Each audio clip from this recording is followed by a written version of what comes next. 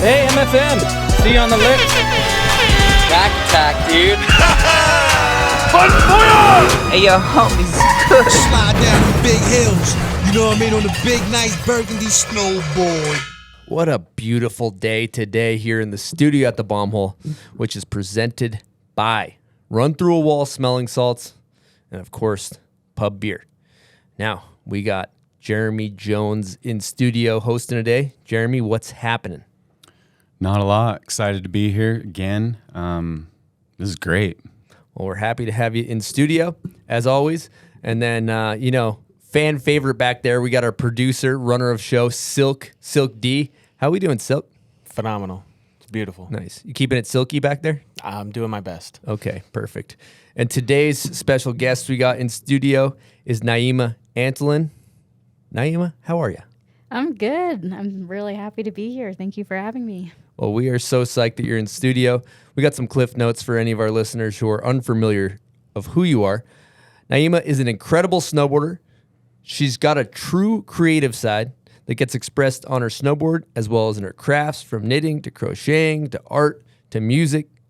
Her unique approach makes her one of a kind, and we can't wait to get into this conversation about all things life, snowboarding, crocheting. I mean, for the listeners that can't see, you're currently crocheting in that chair as we do this podcast.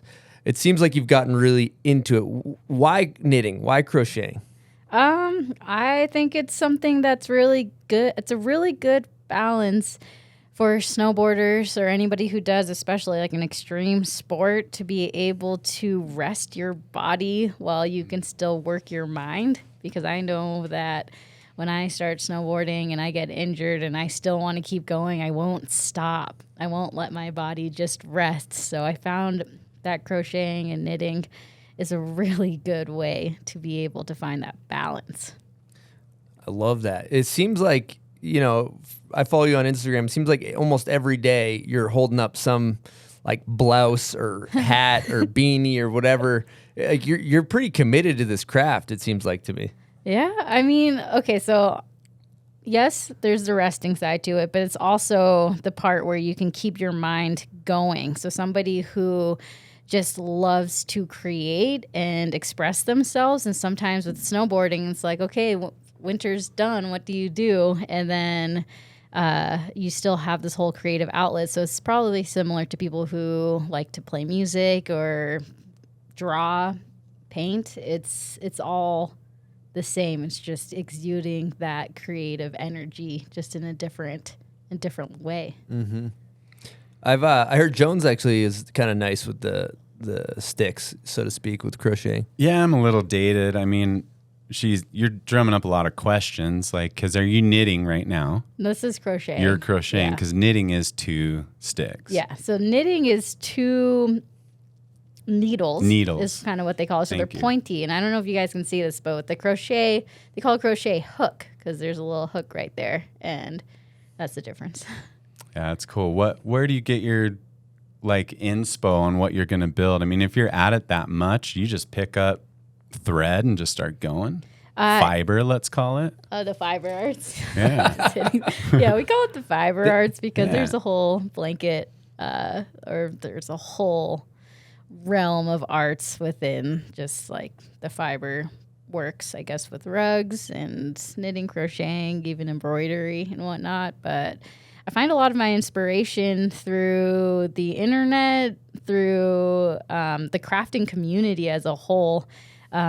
It's probably so dumb, but when I first started I started to learn how to knit in high school, then put it away for a few years, and then COVID hit, and I was just like, I've always wanted to learn how to crochet.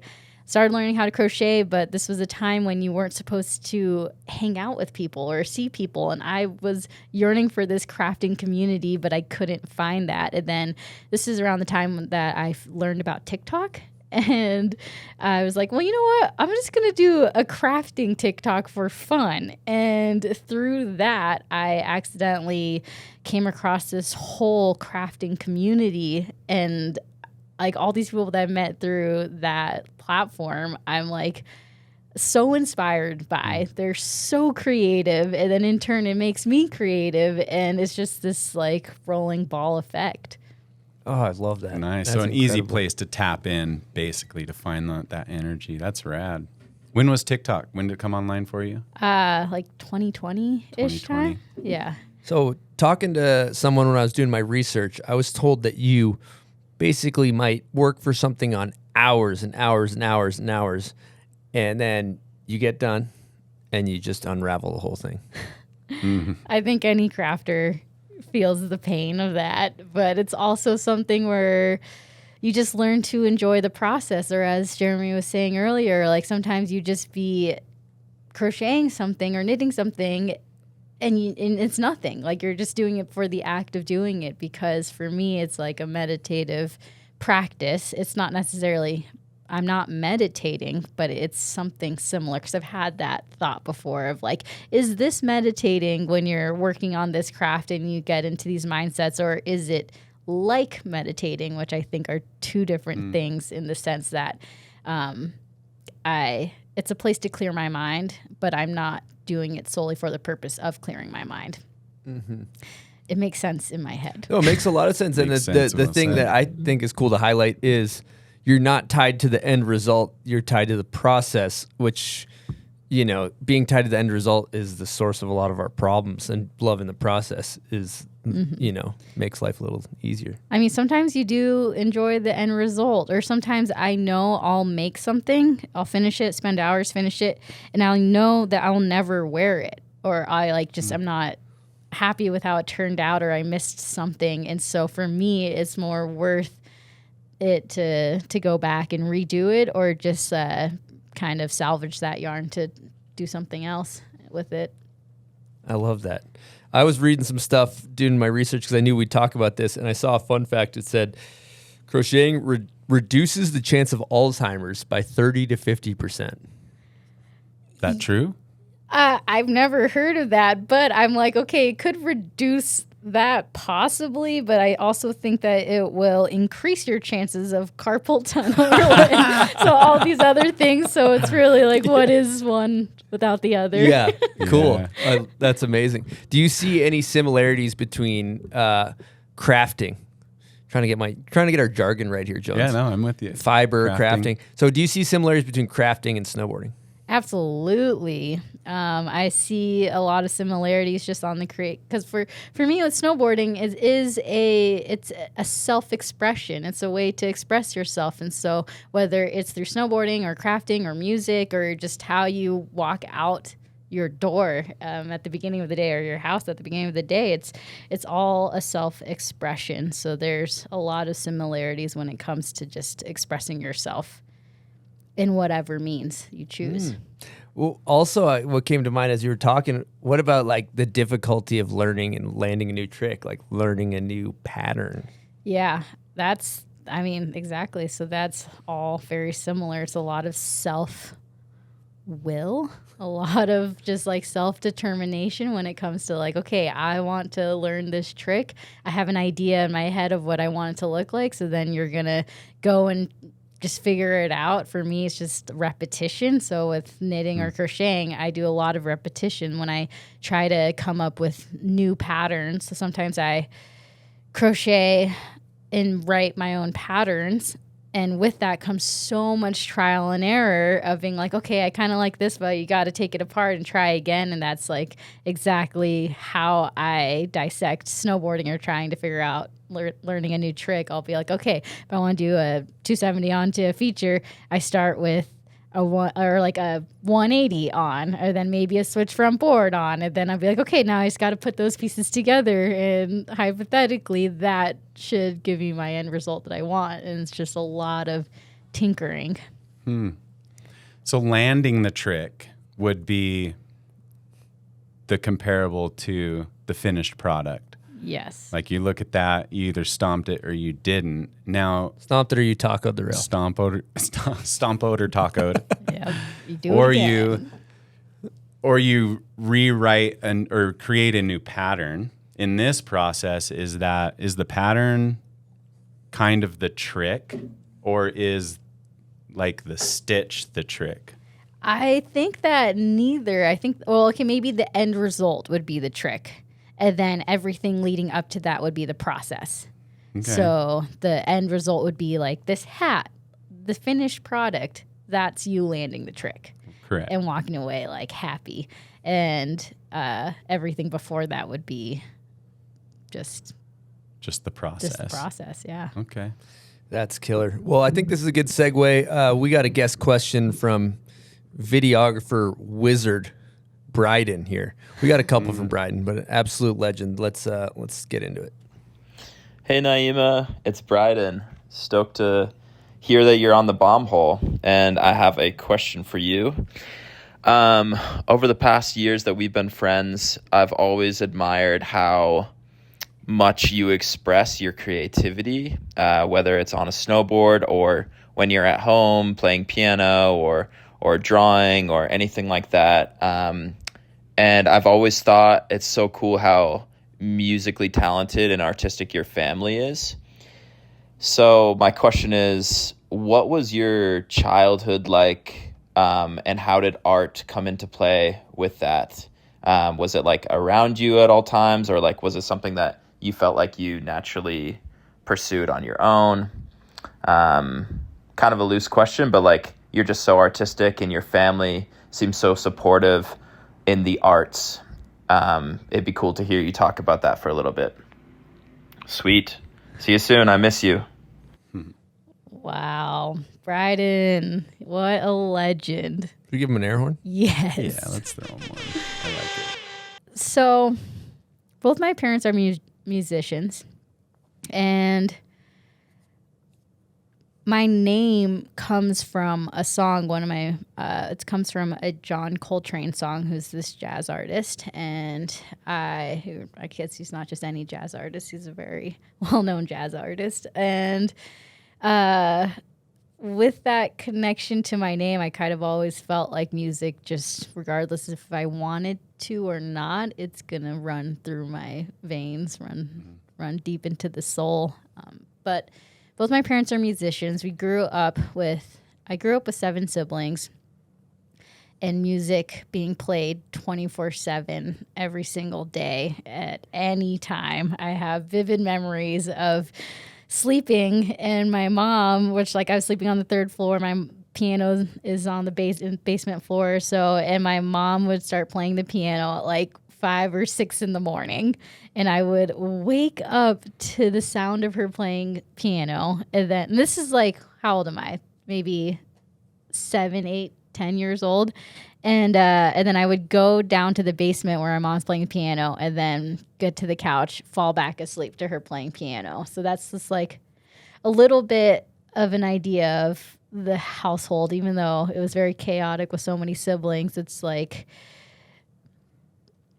most houses, when you walk in, there might be like a coat hanger next to the door. And I grew up with like a guitar rack. There's just lined up with guitars, and there's just, I don't know. My parents never forced music onto us, but they left out all the instruments for us to pick up whenever we wanted to.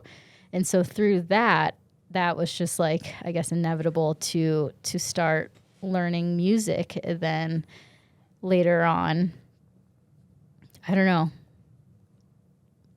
What was his question? It was kind of like fostering creativity, and maybe how that trickled into your snowboarding and how they're supportive. Yep.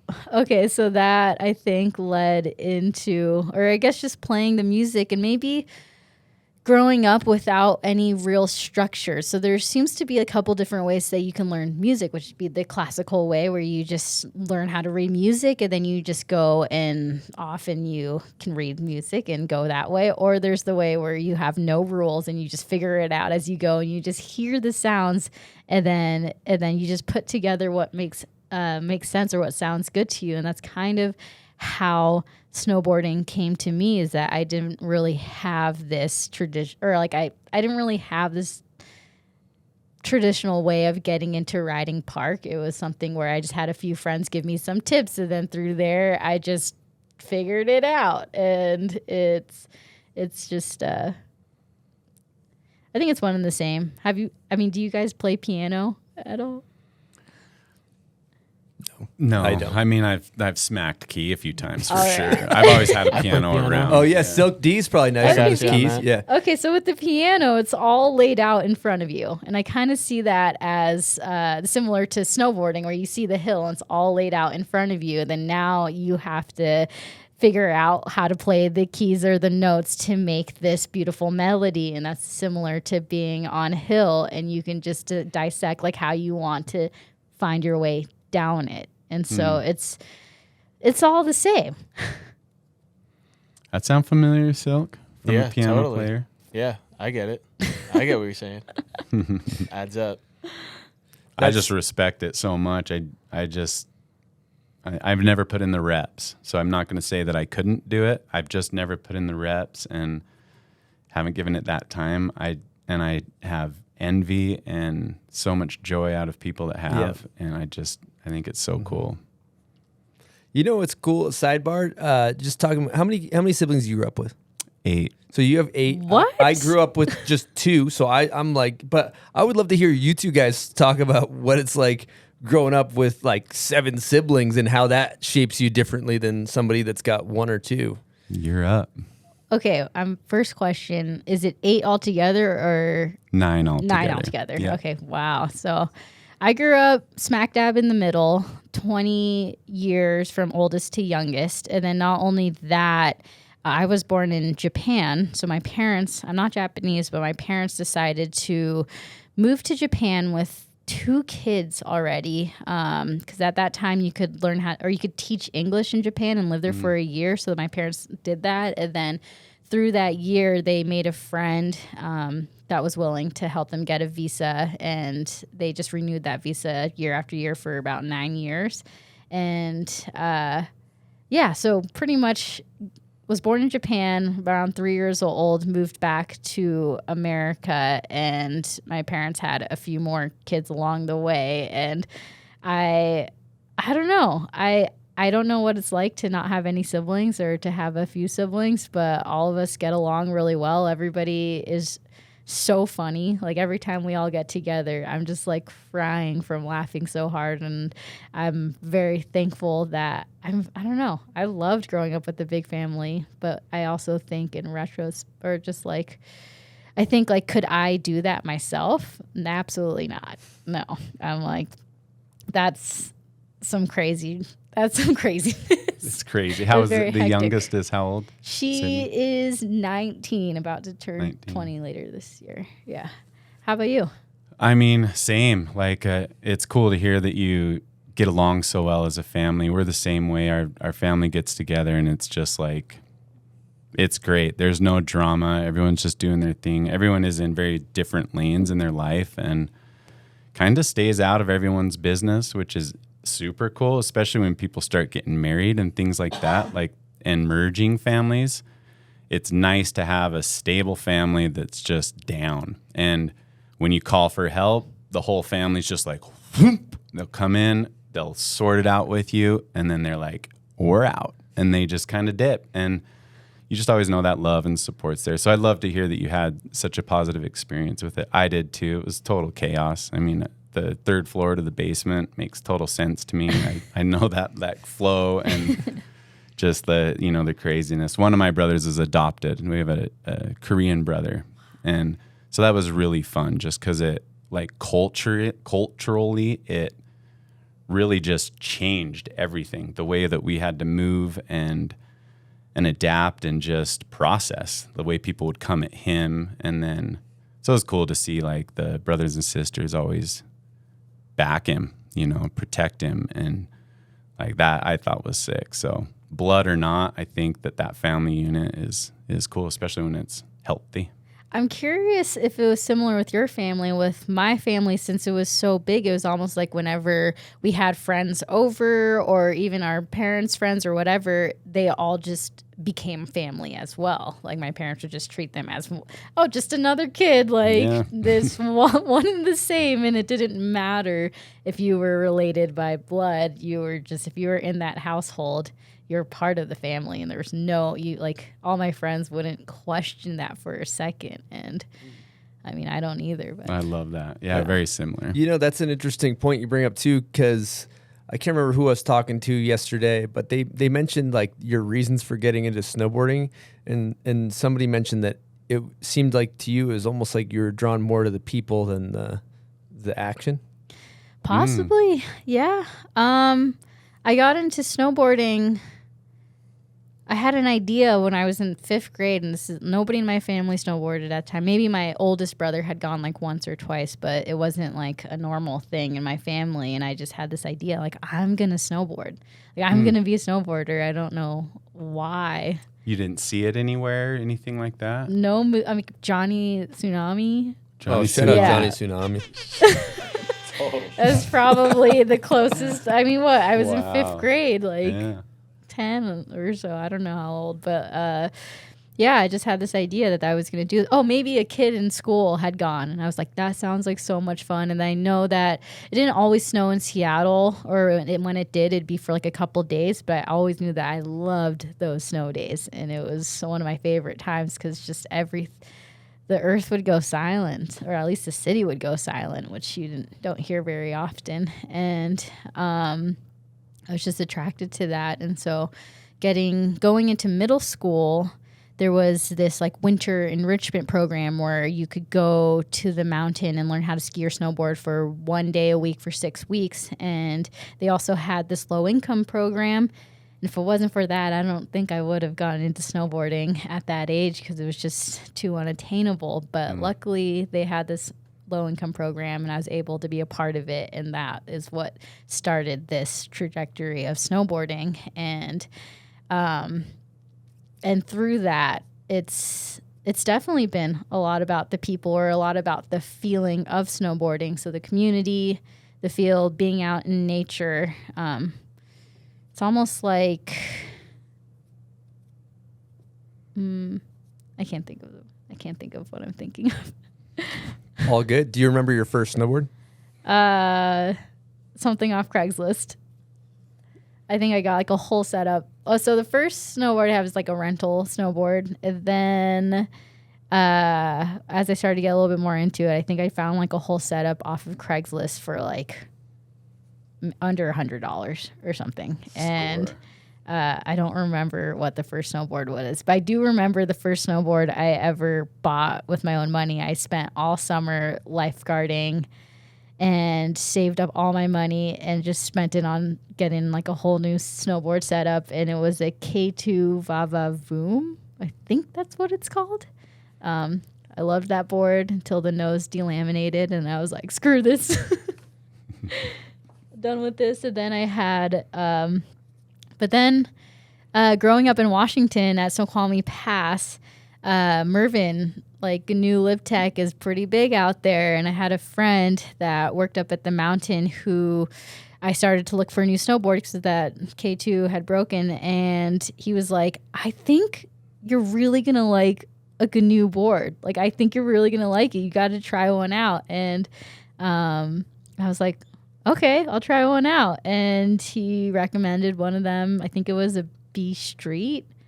And I got it, and I loved it, and I never looked back. I remember after that, later that winter maybe, there was like a snowboard contest called Tube City, and it's something that Crush from Snowboy put on when he used to work out at Snoqualmie. Yep. And the whole GNU team was out there. And it was the first time that I had really seen snowboarders at this level out there. And not only were they just destroying it, they just looked like they're having so much fun hanging out together. And that kind of sold me on GNU from the beginning. It was just like this vibe, and I wanted to be a part of it. Wow. I actually want to highlight something out in that, because you think of how most people come into snowboarding. It's an individual thing. You spoke to that early on. Like it's an expression of yourself, the same way you walk out the door.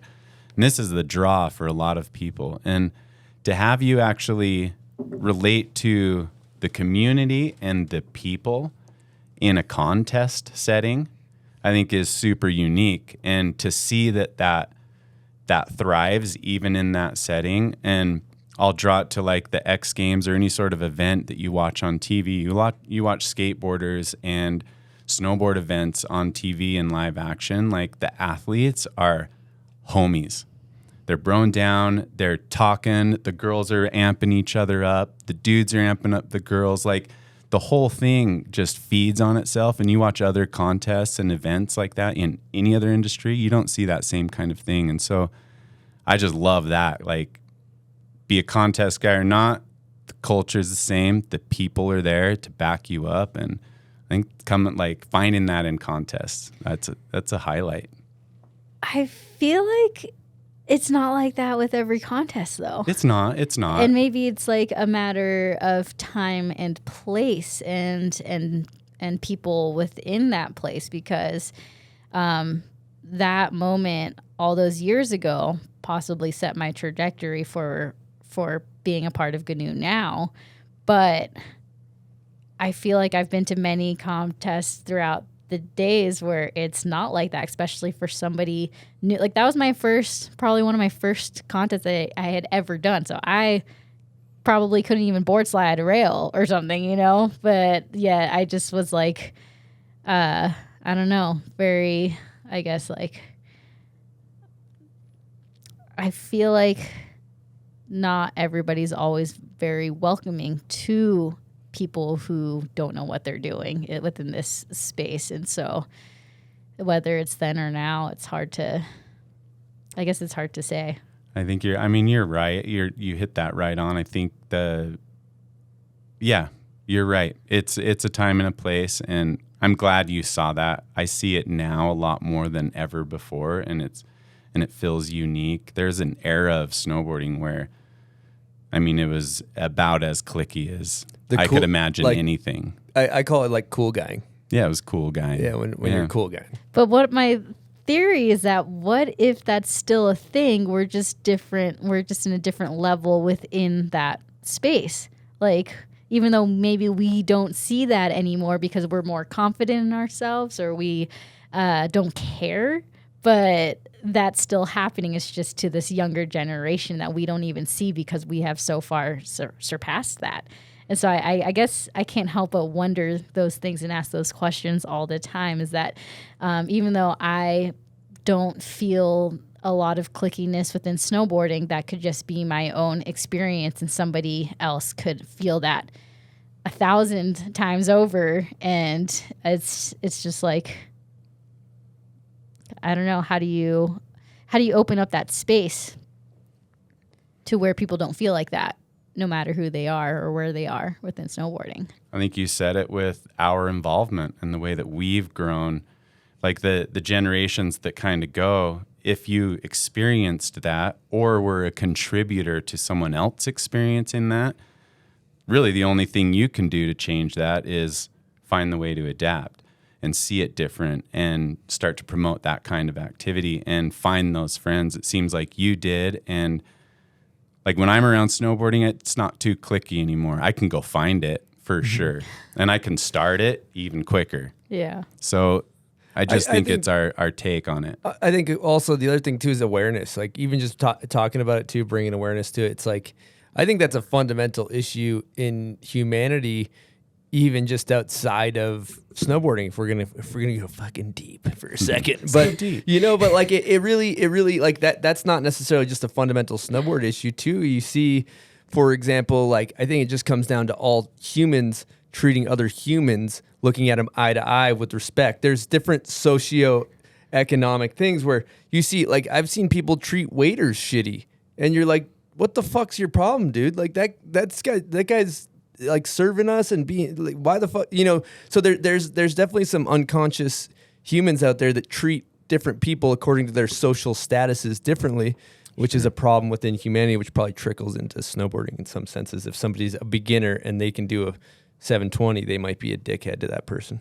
All right, we're going to take a quick break here and run up a Bubs ad. Chris, I know you're on that hydration lately. Absolutely. Bubs is a huge supporter of the show, and they've been sending over these hydration packs, and they're incredible. I've been running the lemon lime one. That's my favorite flavor. And basically, you just dump it in some water. I put down about twice as much water because it tastes good, And you're also getting all those electrolytes. It's got 2,000 milligrams of electrolytes. It's vegan, no added sugar, soy-free, non-GMO, gluten-free. It's no artificial colors, flavors. It's all the good stuff. It's not, a lot of these hydration packs are chock full of sugar. These are healthy hydration packs. What are you on over at Bubs, Jones? I mean, I'm go-to with the collagen. I'm also running the hydration. I love that there's options and flavors there, but the collagen is my baseline. It's the staple to keeping my joints smooth. Yeah, what does collagen do for the people that don't know? Collagen is good for your skin, good for your nails, your bones, your joints, your gut, and probably other stuff too. They also just came out with Bubs Brew coffee. So we've been hitting it here. We stay caffeinated off of that. And if you're interested in getting any Bubs products, head on over to bubsnaturals.com and use promo code BOMBHOLE. Again, bubsnaturals.com, promo code BOMBHOLE, and you'll get 20% off your order. All right, we got some big news coming at you from the bomb hole. If you want that dome piece just flaming hot, you want that lid on fuego, we got some new hats for you. So we got the corduroy hat, new edition. We got the corduroy Patreon members only hat. That's kind of a pure fuego del scorch, as they might say at Del Taco, one of my favorite hot sauces. Then we got the big, nice burgundy snowboard hat. And then we got a couple dad hat styles. As you can see here, we got the staple hat. And then we got a new red and white trucker hat. And then the hat that I'm wearing on my head right now, I don't even know what it is, but it's flame. My head feels nice. If you're interested in keeping that lid fresh, whether you got a giant anchor dome or you got a small little pea head, we got something for you. Head on over to bombhole.com. All right, we're going to get into a favorite of the show, Run Through a Wall. Welcome to Run Through a Wall Trivia.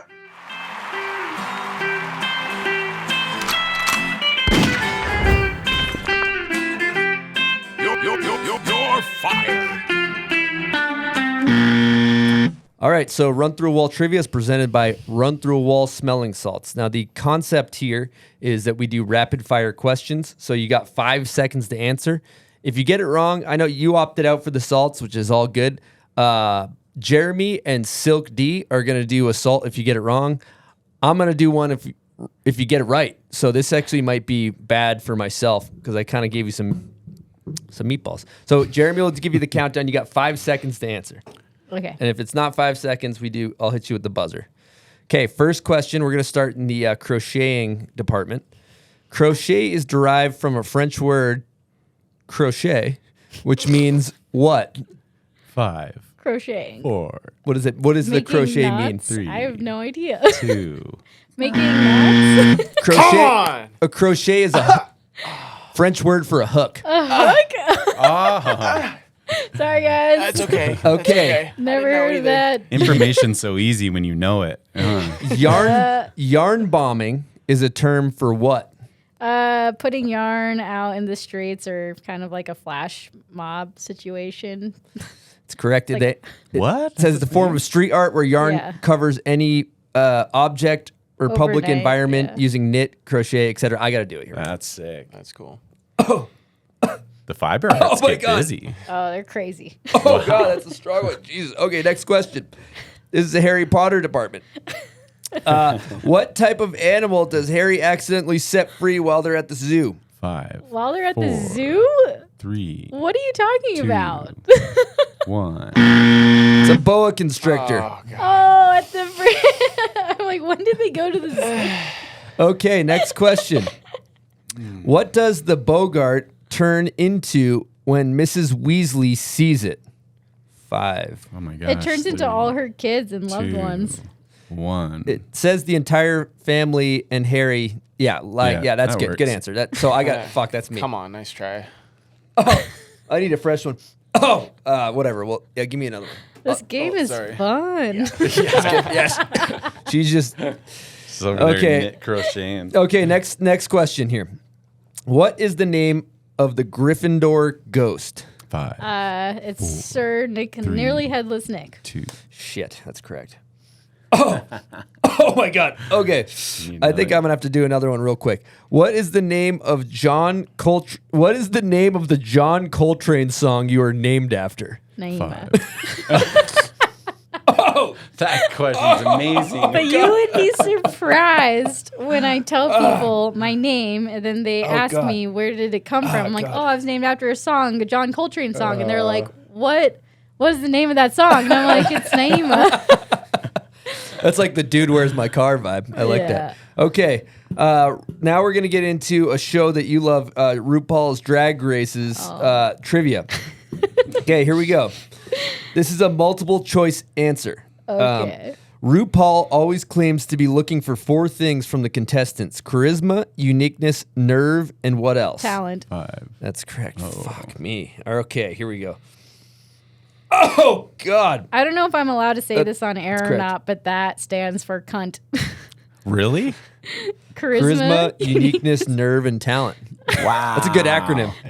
They're geniuses. I'm like, they are kind of the leaders of this world. Okay, next question. Where was RuPaul born? Atlanta, 5, San Diego, 4, New York City, or Raleigh? Atlanta. No, I have no idea. San Diego. San Diego. Okay. Simultaneous salt. All right. I probably need one more salt. Let me see. If you don't have one, let's see who has to do this. Last question. Who did Michelle Visage, I don't know if that's how I said that right, You said it right. replace as a main judge on season 3 of RuPaul's Drag Race? Multiple choice answer. Toni Braxton, Ross Matthews, Santino Rice, or Merle Ginsburg? 5. I'm going to say Merle Ginsburg. That is correct. Just because the other 3 are still on. Oh, man. I feel bad for making people do that now that I had to do it. I got a little more sympathy for our guests. It's actually intense. All right, this is, we're going right into this. If you're interested in getting some run through a wall, smelling salts are available at bombhole.com. Okay, this is a question from Ilfa. Here we go. Hi, Naima. I'm really excited that you're in the booth, and I think that you're incredibly creative and driven. And I really admire your unique way and approach to snowboarding and life in general. When we first met, it was on a street trip in Minneapolis, and one of my first memories of you is that you were really into RuPaul's Drag Race, and you told me it was an inspiration for snowboarding. So my question is, if you were a drag queen, what would your drag name be? And the second part is, what would Chris's drag name be? Can't wait to listen to the podcast. Love you.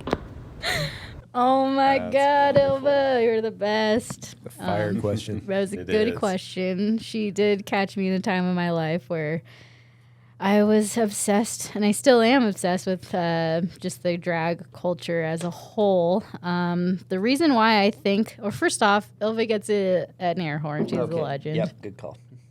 Nice call. One of my favorite boarders, just so talented. But yeah, the relation between the drag community and snowboarding for me is the fact that these people I see them as living their lives as their truest self, and I am gravitated towards that because I feel like I've had to fight to be myself, my true authentic self, and it's not easy. And I see these people go up on stage doing their thing, and they're so talented in so many different ways, whether it's making their own outfits to singing to comedy to acting. And I see that with snowboarding, it just motivates me to be my truest self with snowboarding, whether it's hitting a spot that people around me think is too small or whatever. And I'm just like, this is me showing my authentic self, so I will do it because this is what I need to do.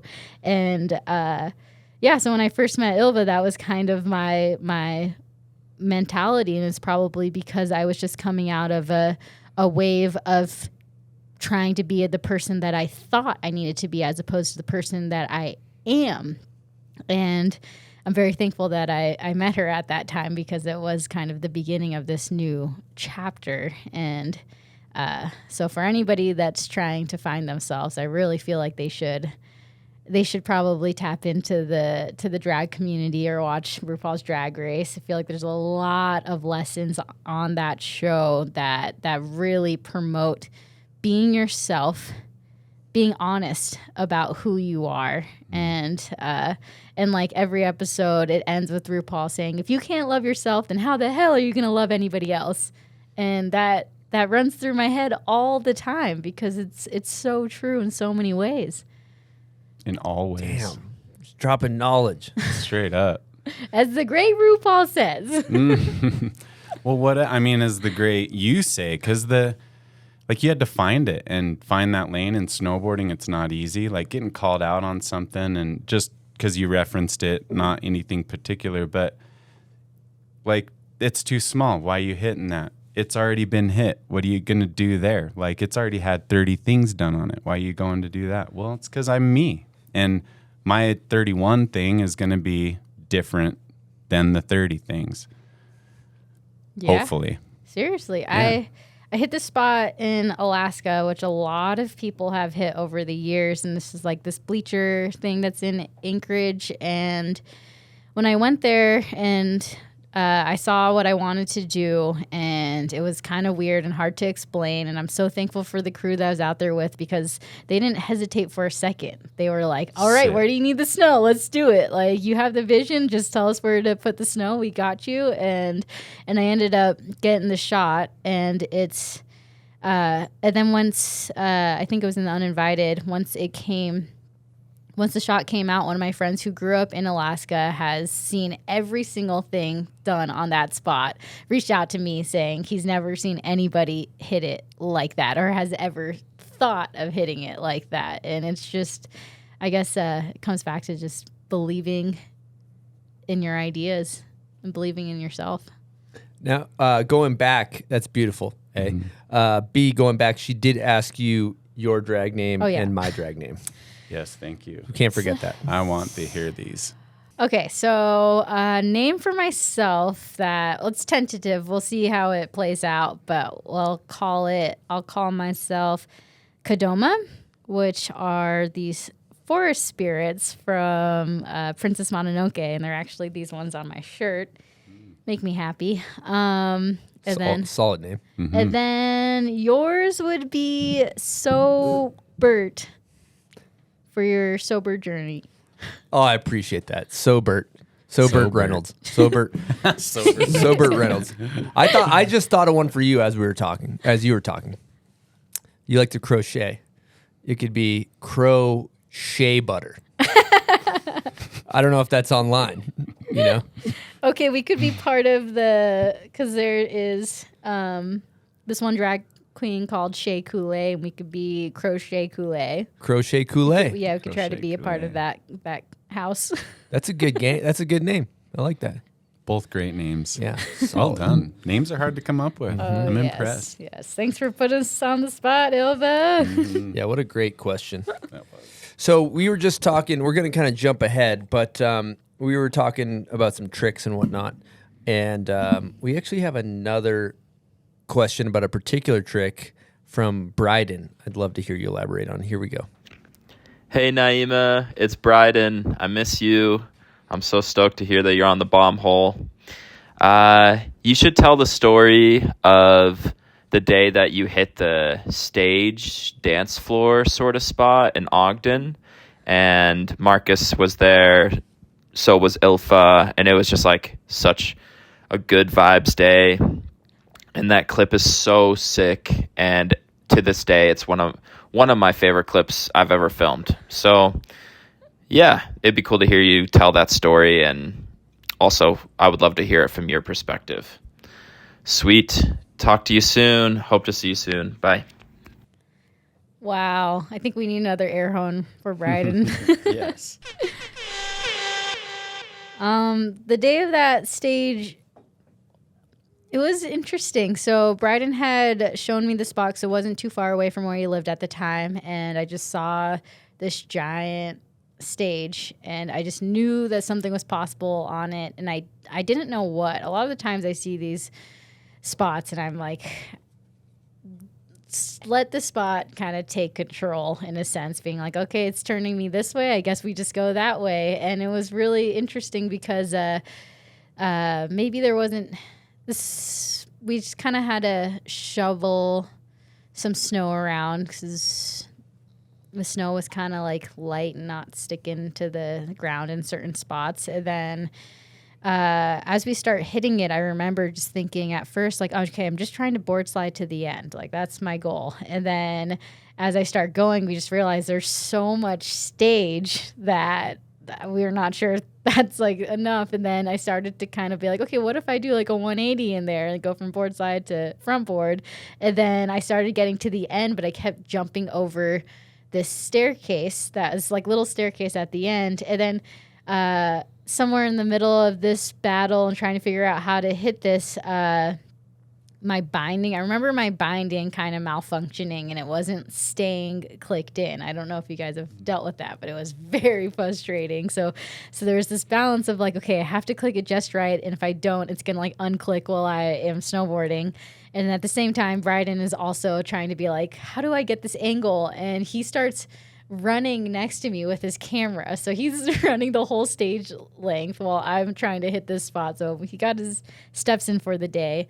As well as we had this whole thing with these roses, and I have these giant roses that I like to play with and snowboard around. And Ilva found like I think some sort of like tiny rose or tiny flower that she was like, this is meant to be. Like, we found this, and you're hitting this spot. Like, everything's coming together. And she was also like, but you need to like firecracker down those stairs when you get to the end. Like, you have to. And I was like, I'm so blind right now. I'm just kind of spinning and trying to make it work. And come to one of the last tries, I just did the board slide to switch up to front board, and then kind of got to the end and jumped around and firecrackered the stairs and landed the trick. And it was the only time that I had firecrackered the stairs. I don't know what was different about that one because I knew it needed to happen. I just didn't know how to make it happen, and then just happened. So I guess sometimes just letting things go and maybe not being able to see the full vision, but just knowing that it will happen is the best way to go about street snowboarding. And for those who are unfamiliar with the clip, you go like board slide, but you're kind of almost blunted on your tail, and then you hop to like what I would call kind of like switchback tail, where you're kind of blunted on the side of it, and then you go 270 firecracker, and the beauty of the shot is the fisheye pans right onto the roses as you firecracker down the stairs. Yeah. So the roses are like, it's really interesting because you're like, what's up with those roses? Why? Like, I wonder what's up with that's what I thought when I watched the clip. What's up with the roses? Yeah. You know? The roses is a funny thing because like I found these roses or I got them like the summer before, and I was like, oh, I have an idea of like snowboarding around these roses or just having them incorporated in the project. And as we started, I think that was for the second Uninvited, as we started like filming, we were incorporating roses here and there.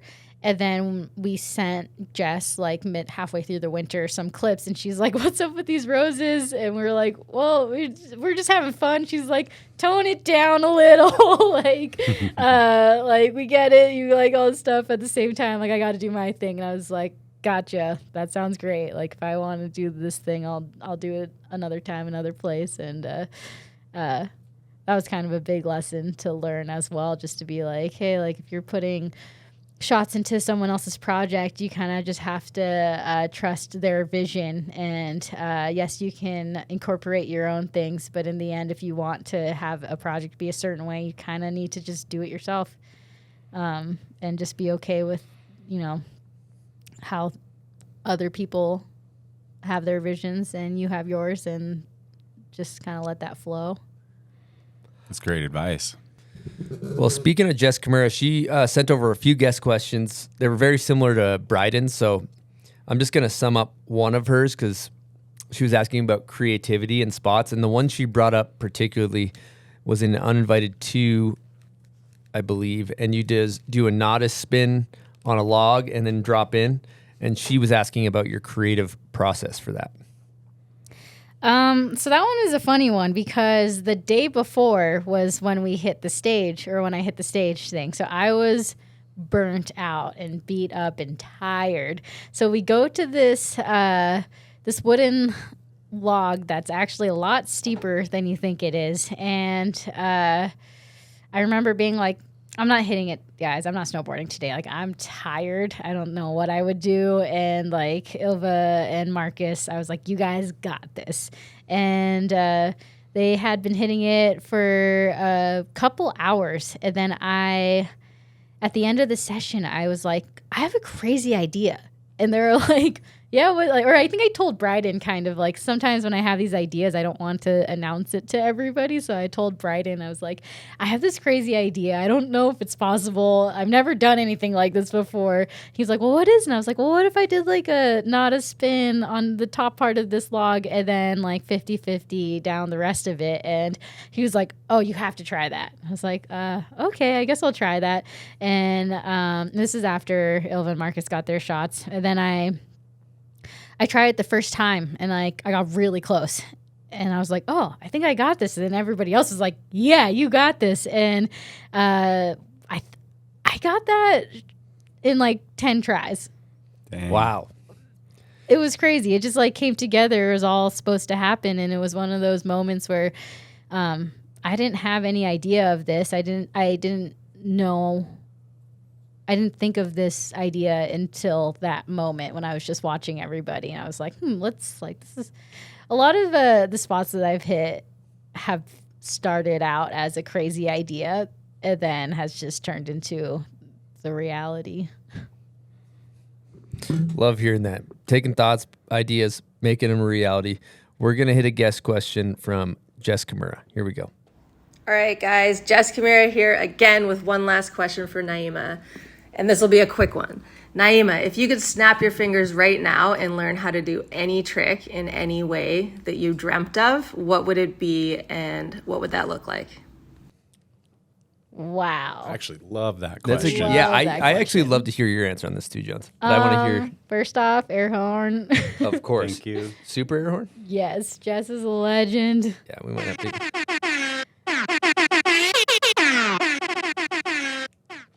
Okay, so first trick that came to my mind, which is a dream trick that I've always wanted to do, and I know I will do it one day when I find the right feature, is I think it's called a tea bag.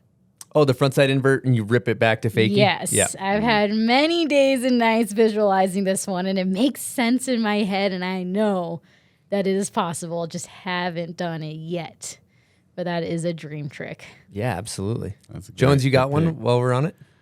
I do. For always and maybe forever, switch backside 360 indie, switch indie. Yep. Really just watch JP's. If I could do that on command, man, that'd be awesome. I like that. That's a It's good simple. one. Yep.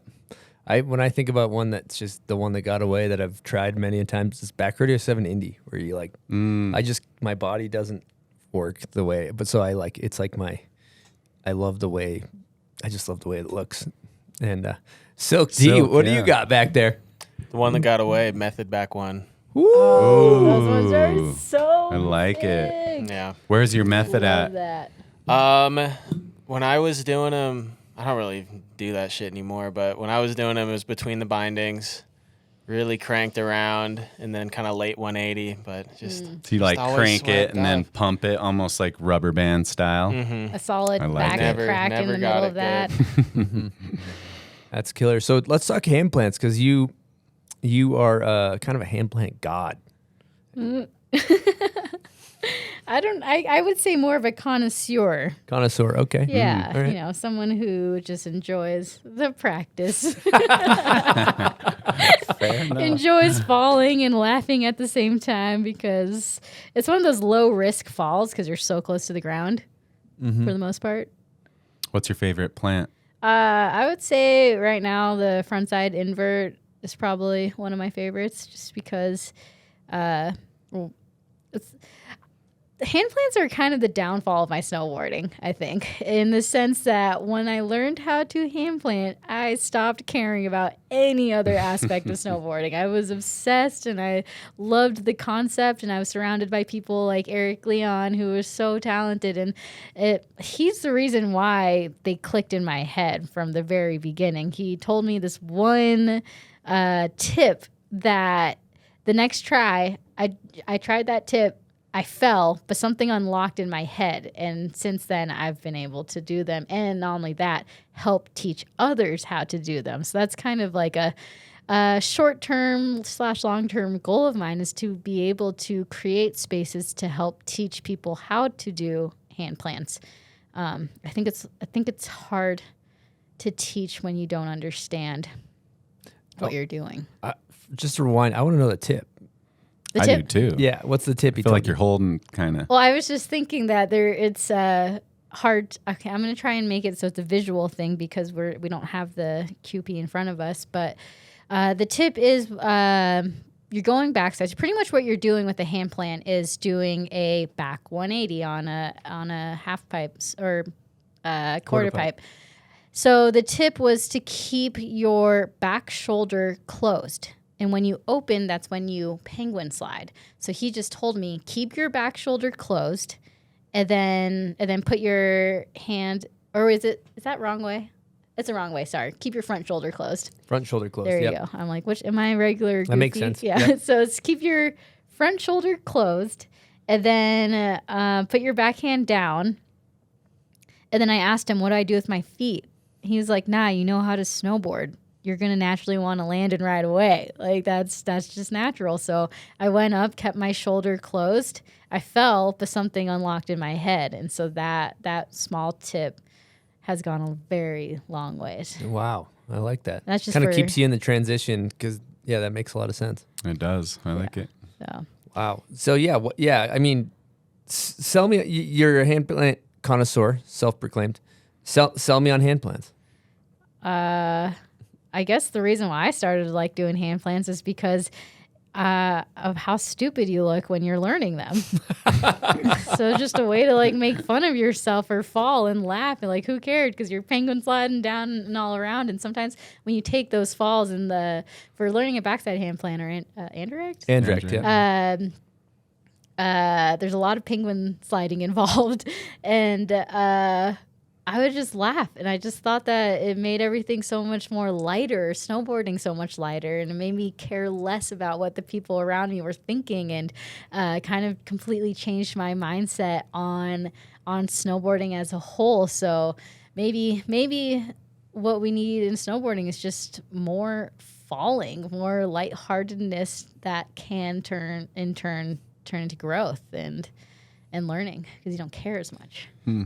God, it's so cool. Thinking about snowboarding as a whole, it's so great how diverse it is in terms of like mentalities. Like you look at a competitive half pipe rider, those motherfuckers are gladiators.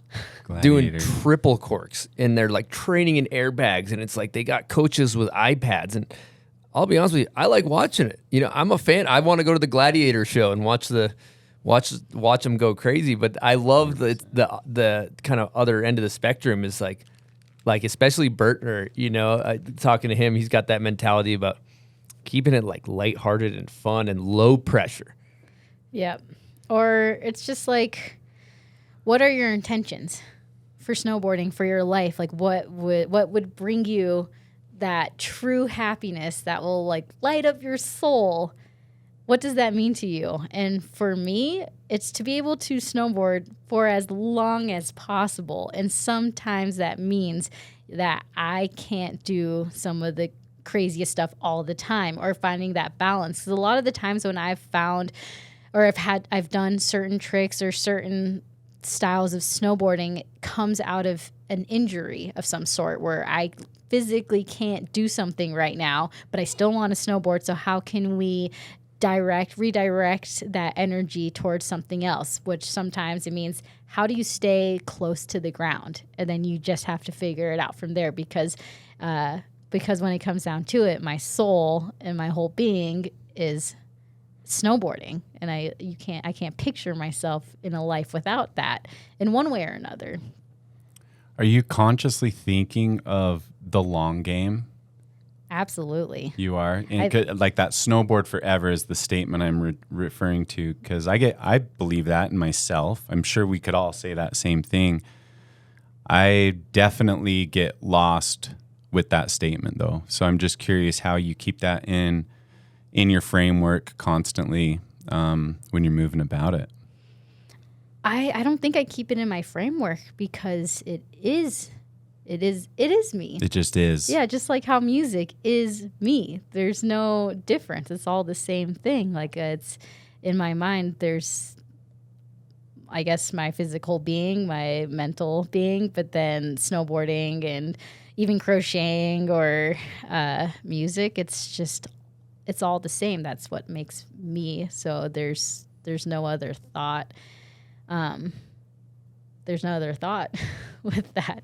But I guess some tips or some things to remind yourself of why you're here or what you're doing is I take a lot of steps back all the time to reflect on where my trajectory is going in life within snowboarding or whatever. And I like to just try to think about the possible outcomes of if I did this or if I did that, and if it still aligns with my goal at the very end. And when I do that, it always comes back to just being happy and thankful for where I am right now.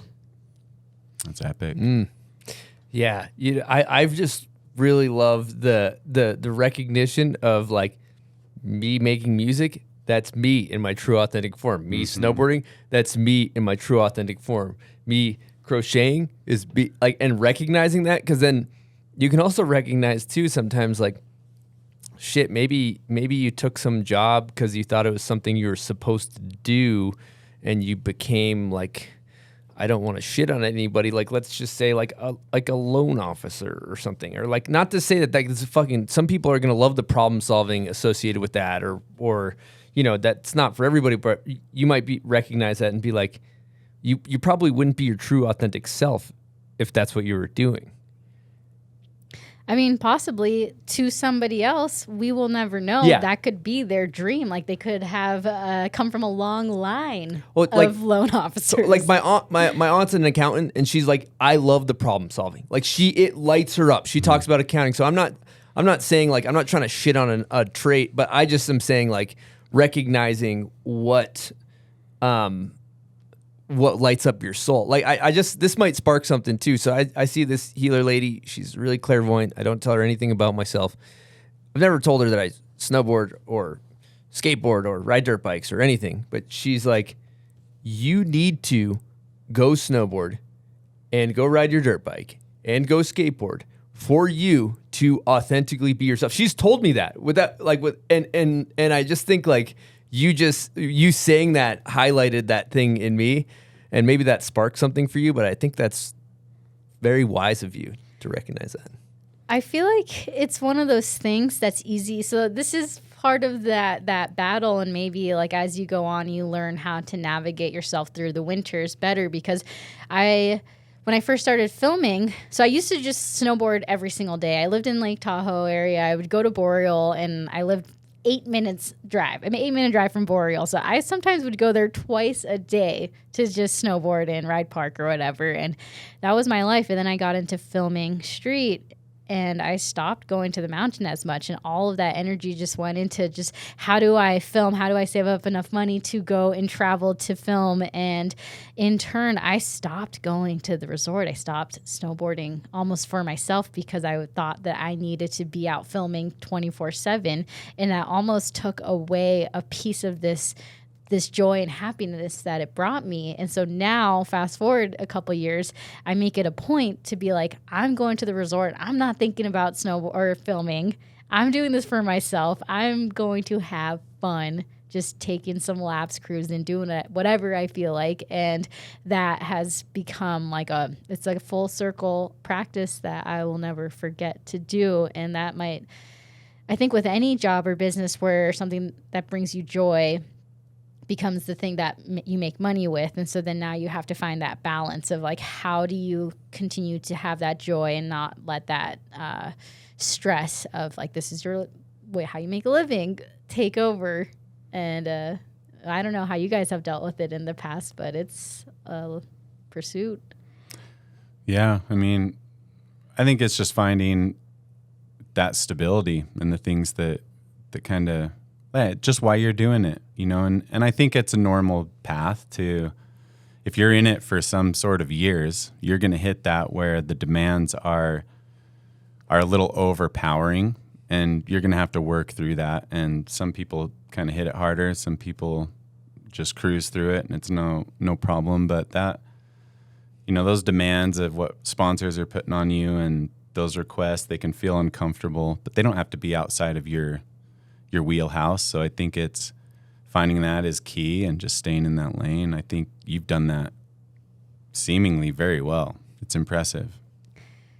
Nothing is easy. Nothing's easy. Takes a lot of easy. time and effort and willing to work towards those goals in the manner that you want to make them happen. Do I think my trajectory could have been different if I went down these other paths? Of course, but they didn't align with my soul. Mm-hmm. And I wouldn't trade my soul for anything. So it's one of those things that if I ever work with a brand or work with people and they won't have me as I am, then it's not going to work out, because then they won't get that authentic version of me because I'm already being somebody else. Or it's just, it's never going to work. I don't think it will work for anybody for mm-hmm. that matter. No, I don't think so. Yeah, brand, relationship, anything like that.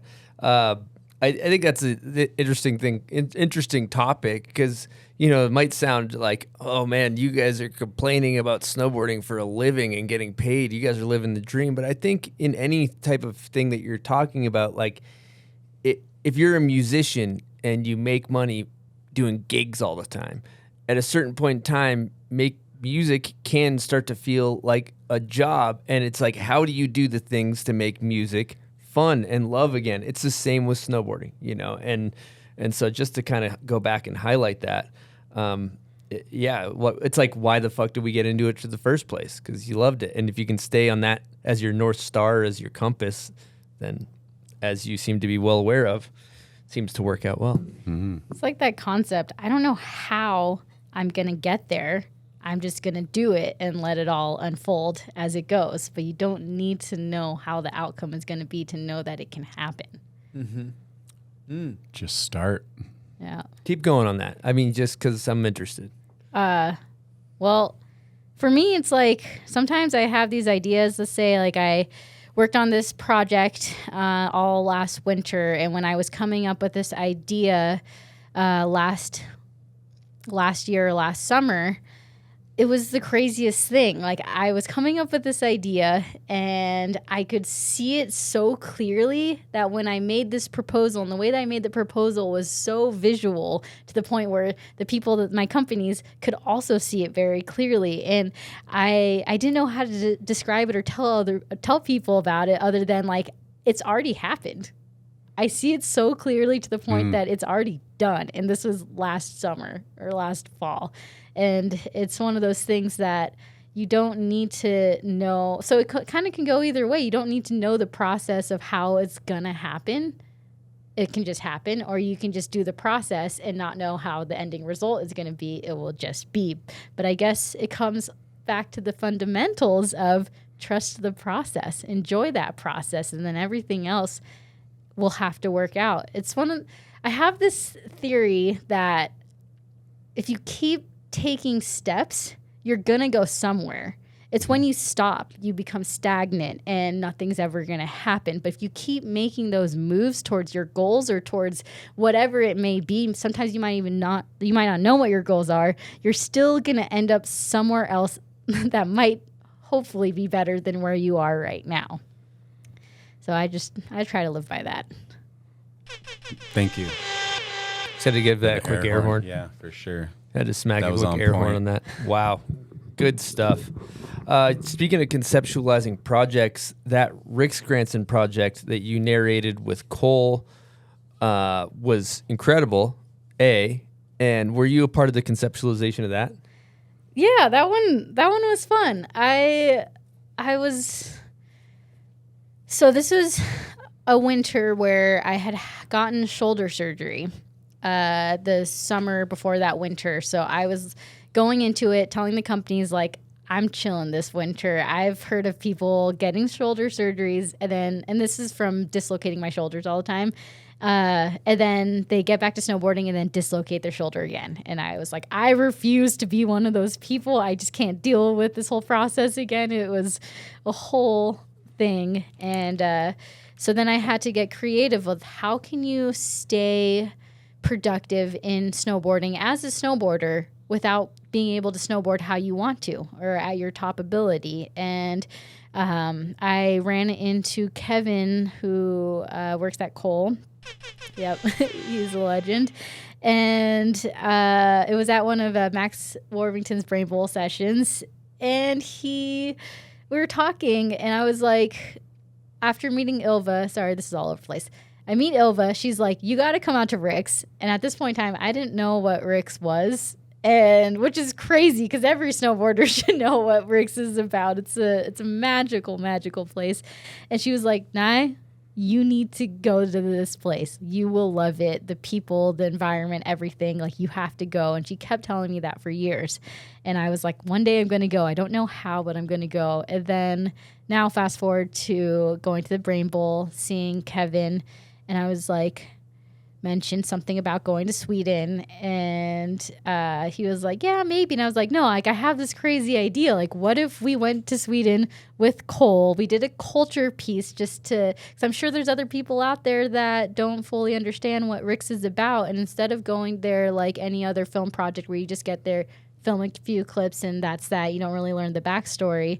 Let's do a story piece on just this space, this place. And he was like, yeah, maybe, we'll see. And then like a week or two later, I made a proposal and I sent it to him. And I was like, what do you think? Let's do this. He was like, I mentioned this idea to some of the people at Cole and they seem interested. Like, I think they could be down. So I was like, all right, let's do this. And then I work on a better proposal and then I start to get cold feet.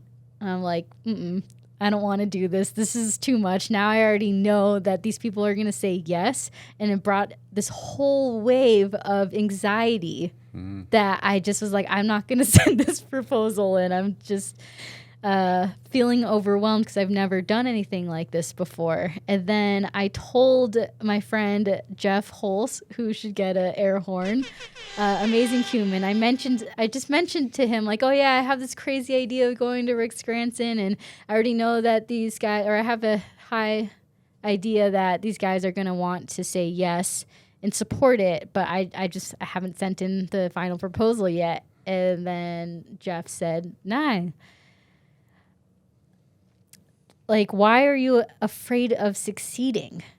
And at that moment, I realized, whoa, like, what am I doing? Why am I getting in the way of myself? Like, what is wrong with them saying yes and going and experiencing this and doing all of this? Like, this is something that you want and you've always wanted. So after that conversation, I sent in the proposal and they said yes. And they helped me kind of make this project turn into a reality. And I'm so thankful to have had the opportunity to work with a company that was willing to take an idea from someone who's never done anything like this and be like, yeah, you got this, go do it. And yeah. I want to point out the professional thinking in that. Like, as a snowboarder, to create a deck and pitch an idea like this, like, I think this gets in the way of a lot of people's really good ideas because they don't know how to do this.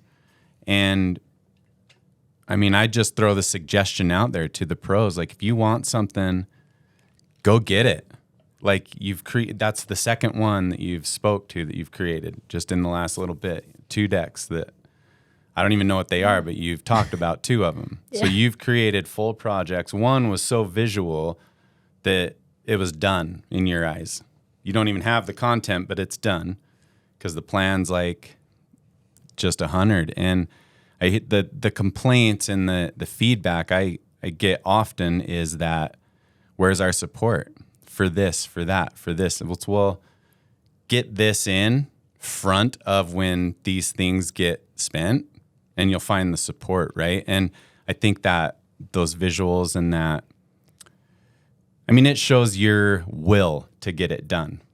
And I think that is what companies will, like, they're attracted by that. Oh, look, it's here, solid vision.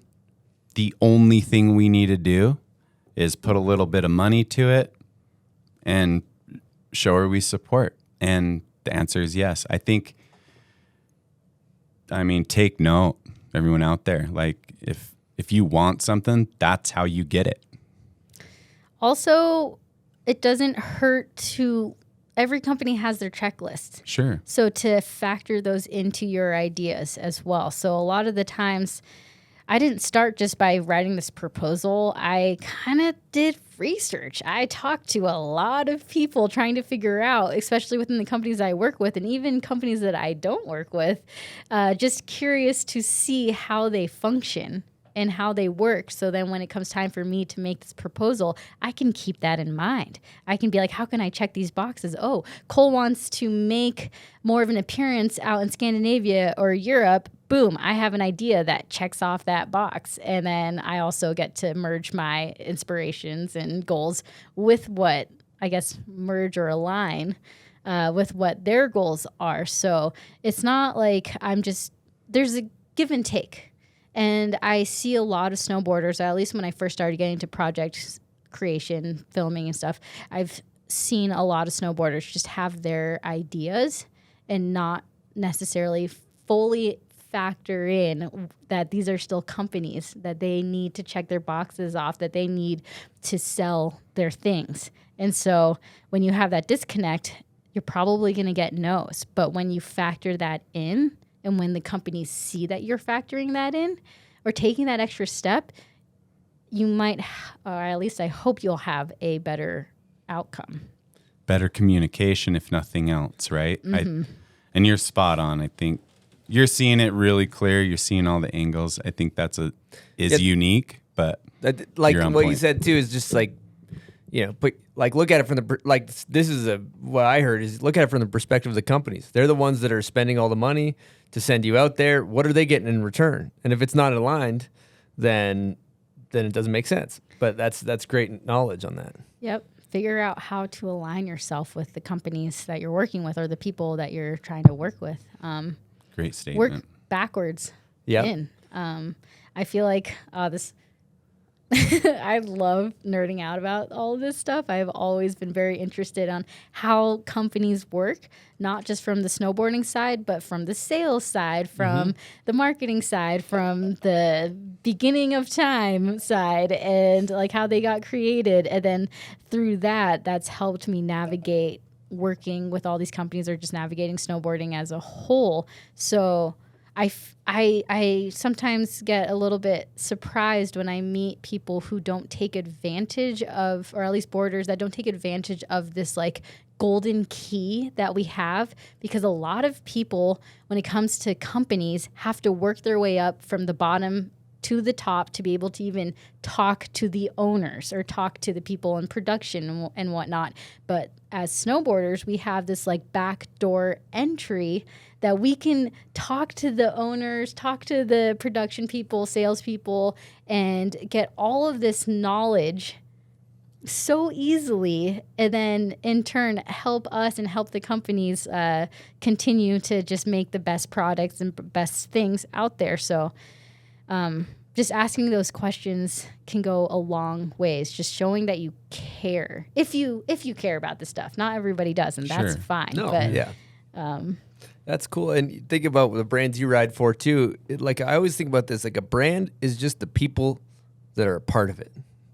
It's like the brand is just the people, really. You know, like it's not like some Instagram suggested, like, I mean, maybe if you're looking for like a functional product for your kitchen or something, but like for snowboarding and the shit that we care about, it's like, it's the people. And have you ever been to any sales meetings? Yeah. Yeah, and it's like you realize that real quick at a sales meeting. You're like, oh, these guys are out here selling the board that I designed or whatever. And it's like you got to have relationships with people all the way up from the person doing customer service to the reps to the team managers to the whatever, you know? Like I've talked to Barrett about this in the past where she would talk about when she was a rider and it was in the contracts back then to have to go to the sales or the what do you call them? The trade show? Trade shows. There you go. Like trade shows or like you have to go to these shops and meet the people, the general public, I guess, in that sense, or the sales reps in that sense. And it's not a thing anymore because as snowboarding progressed, it was like, oh, should the riders keep filming for their part or go to their competition or should they come to the sales meetings and whatnot? And it kind of got disconnected. But now I'm realizing, or at least for me, I think that there needs to be more connection between the riders and what's going on in the backgrounds of the companies, and that there is a lot of disconnect right now, which is making it harder for the ideas of the riders to get pushed through to the backside of the companies and vice versa. So it's like my mission right now is just to like try to bridge that gap and take that initiative to understand and learn. All right, right along the lines of what we're talking about, we spoke with Nirvana yesterday, and she has a cool insight into an experience you guys had with the brand. So I'm going to hit play on this. Hey Naima, it's Nirvana. Stoked you're in the booth. Would love to hear the story arc of how we were able to start wearing baggier fits during our time on Airblaster together. What are your thoughts on the ideas leading up to it? What contributed to the change and how you see it going in the future? Can't wait to listen. Hope you guys have a good one. Bye. Wow. Nirvana, air horn. Oh, I hit a homie's cooked and said wrong soundboard. You can always throw that but one in. Homie's though, cooked is also is almost more prestigious, actually. Wow. Yep. So with Airblaster, getting onto Airblaster, I remember at the very beginning, I knew that I wasn't the biggest fan of their women's fit. And I also knew, being me, I just like went and asked a bunch of people around, like at least girls around who I knew were affiliated with Airblaster at one point or another, like how it went for them. And they all said the same thing where they were like, they don't let girls wear the men. And this is years ago or whatever, but they didn't let the girls wear the men's clothing. And then the girls' clothing at the time was all the same fit. They had 3 pants and they were all the exact same silhouette, at least in my eyes. And I like to think at that time I was a general consumer at this point. So there was some flaws in my head where I'm like, if it's all the same silhouette, they're only getting one demographic at that point. And then Nirvana was on Airblaster, and I just knew that I couldn't stay on this program if this was what I had. So I had to try to do something. And so many people told me, don't do it. Don't waste your time. Like people, like some things are just never going to change. Like we've tried and nothing happened. What's going to be different for you? And I'm like, well, I haven't tried. And it's one of those things that things have to come in waves and we all have our turns, and you did your turn. And I'm so thankful for that. Now it's my time to try. And I told Nirvana, I'm like, I am getting pretty much like a whole PowerPoint presentation together of all the fits that I have received with Airblaster this past year. And I'm just writing details of like what I liked about it and what I thought could change. And then at the same time, I'm going to also get some of the, this is when the Boss pants came out, which are these like baggier, almost sweatpant looking pants that have like the scrunch at the bottom. And I was like, I'm going to get my hands on a pair of these, and then I'm going to do my review on that as well. And I asked Nirvana, would you like to join in on this? You know, power and forces. She's like, yep, I'm down. And so she also sent in some sort of giant list along those same lines. And we were just there to describe kind of like as a rider doing an athletic sport, like sometimes having skin tight pants that you can't even fit your phone in isn't going to work. And we just need a little bit more diversity in the line. And that's just part of the times. And she did that, and they responded really well to it. And on top of that, I also like every time I went to the hill and I saw a girl in the boss pants, I would take a photo, like from afar, I'd snipe a photo and then send it over to the team manager at the time, being like, look, like people are already doing whether we're marketing it or not. Like, think about how many other people could be interested in this. And kind of, I guess I just tried to paint this picture that there's room to have more diversity within the line. And they must have liked it, because now it's fully a thing within Airblaster. And not only that, we've been able to work together to come up with some other types of silhouettes to try and include different body types, because I also was noticing, like, within the riders at least, like, we're all pretty small. Some are shorter, some are taller, but in the end we're probably range between small and large, or medium or something, but no like extra larges or super talls and whatnot. And then that kind of segued into some other concepts for creating a more diverse line. So I'm very thankful that Airblaster was willing to listen and act upon these ideas, because an idea is one thing, but to actually turn it into reality is a whole nother thing. So there's a lot of back and forth that is involved with that. Well, kudos to you guys for making that happen. That's fucking awesome. And I was wondering, just in the general broad spectrum snowboarding, I see a lot of things heading towards like unisex products. What are your thoughts on that? I think that the unisex from products from my research would be that it all depends on the sales reps and the shops. If the shops can find a place to put the product in, that will bring in both guys and girls, because it seems like a lot of people on the shop side and the shop layout like to have a flow of their shop where there's the women's side and the men's side, so there isn't really a unisex side, and a lot of people like to stick to their sides. And this is just coming from general public information, which is called market research, which I didn't realize I was doing this whole time. Mm-hmm. And there's a name for it. Yeah, you're phenomenal at it, actually. So I kind of start there, being like, okay, if the shops. And it's not just one shop, it's almost all the shops, and even just basic store like Target or whatever.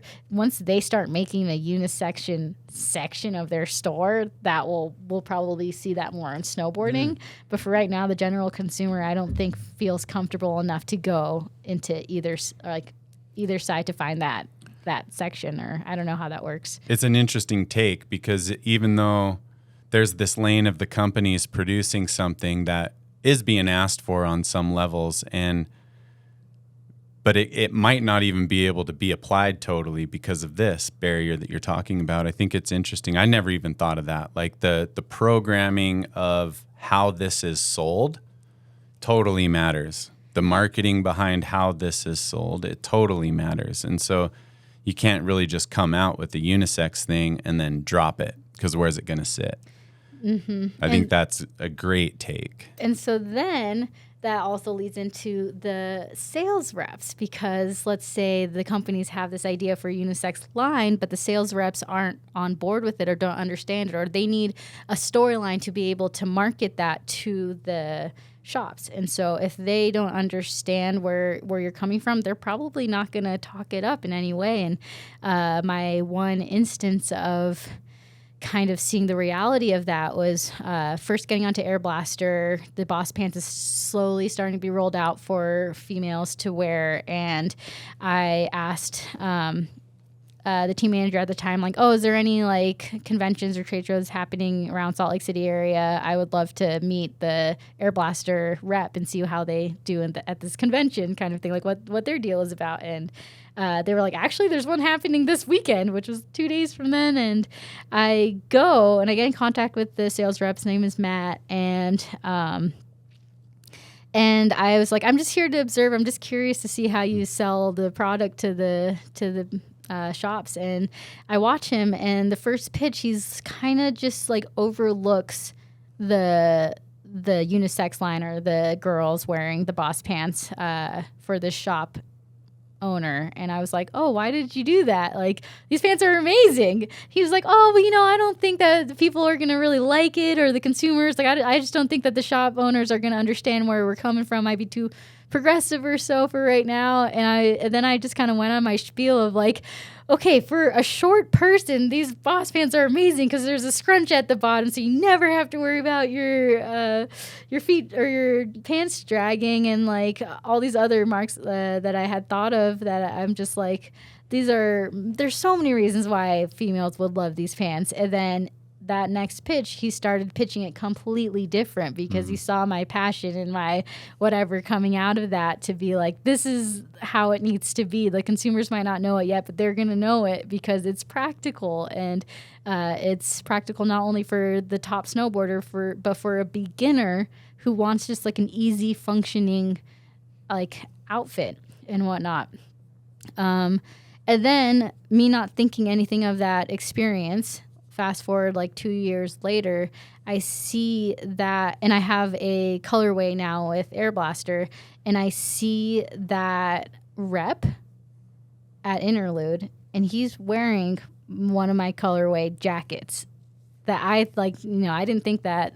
I don't know if he just liked the colorway or if it was for that experience. Maybe it's one and the same, but I do feel like that when the riders show up to these types of things that they normally wouldn't, it can leave such a big impact to the people around you that you could possibly ever fathom.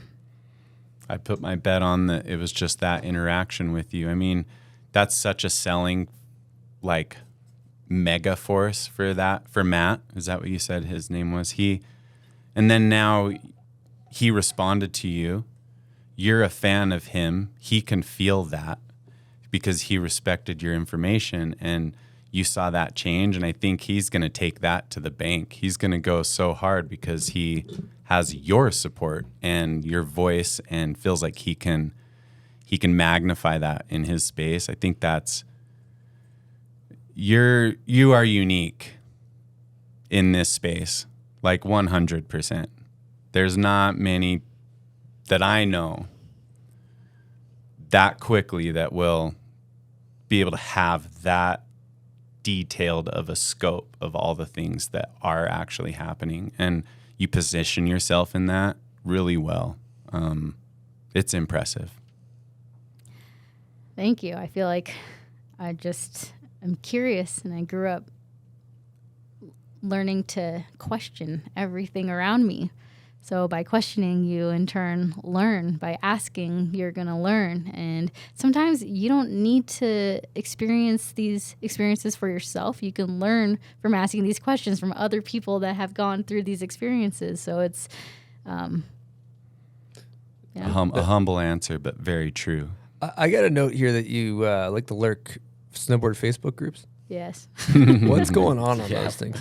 Well, I don't lurk all the time, but sometimes it just comes back to market research where, got it. Especially during the time when I was trying to push just having a different silhouette for the Airblaster pants.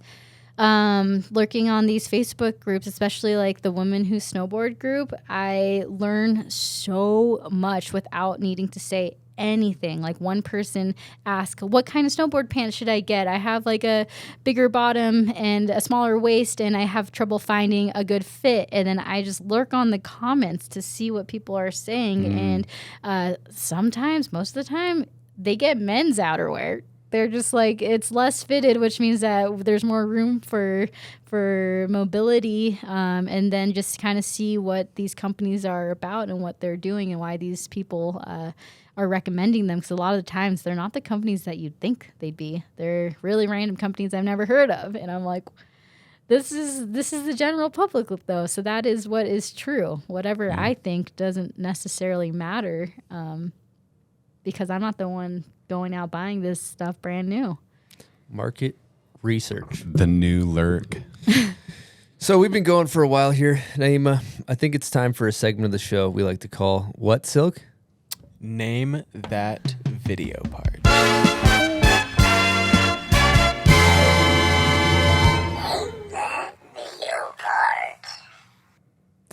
All right, Naima, what's your confidence level 0 through 10? Confidence level is low, but I will give it my best. Okay. I like that. We have a situation here where there's actually multiple correct answers for this because it's been used, a song that's been used a few times. Oh. But Are you looking for one?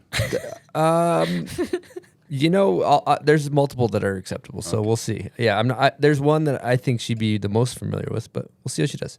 Here we go.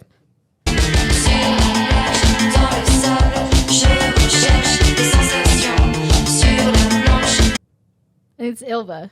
Woo! Uninvited. Well done. Wow. Congratulations. Wow. You got yourself Salt a for bomb hole Ilva. prize pack. Oh my goodness. It's a duffel bag full of bomb hole goods. We got a bunch of new hats in there, Silk, like the one yeah. you're wearing. Yep. Bombhole.com. And in that duffel bag, I loaded it up myself. Yep. Silk packed that up. You got any problems, take it up with Silk. I'm not accepting feedback. I want to say something, but it's... What? Say it. So I told you how I'm going to go to a pickup Ultimate Frisbee game tomorrow? Yes. I was like, I really need a duffel bag for my new cleats. There Here it is. There it is. Look at the universe. The universe provides. Yep. You got a duffel bag for the cleats. Oh, love Yeah. it. Wow. Expanding on the opportunities in front of you. Yep. That's good stuff. Mm-hmm. For part 2, name the video part. This isn't for you. Name this is for our listeners. So if you know the video part, comment on the thumbnail photo on Instagram of Naima. Here we go.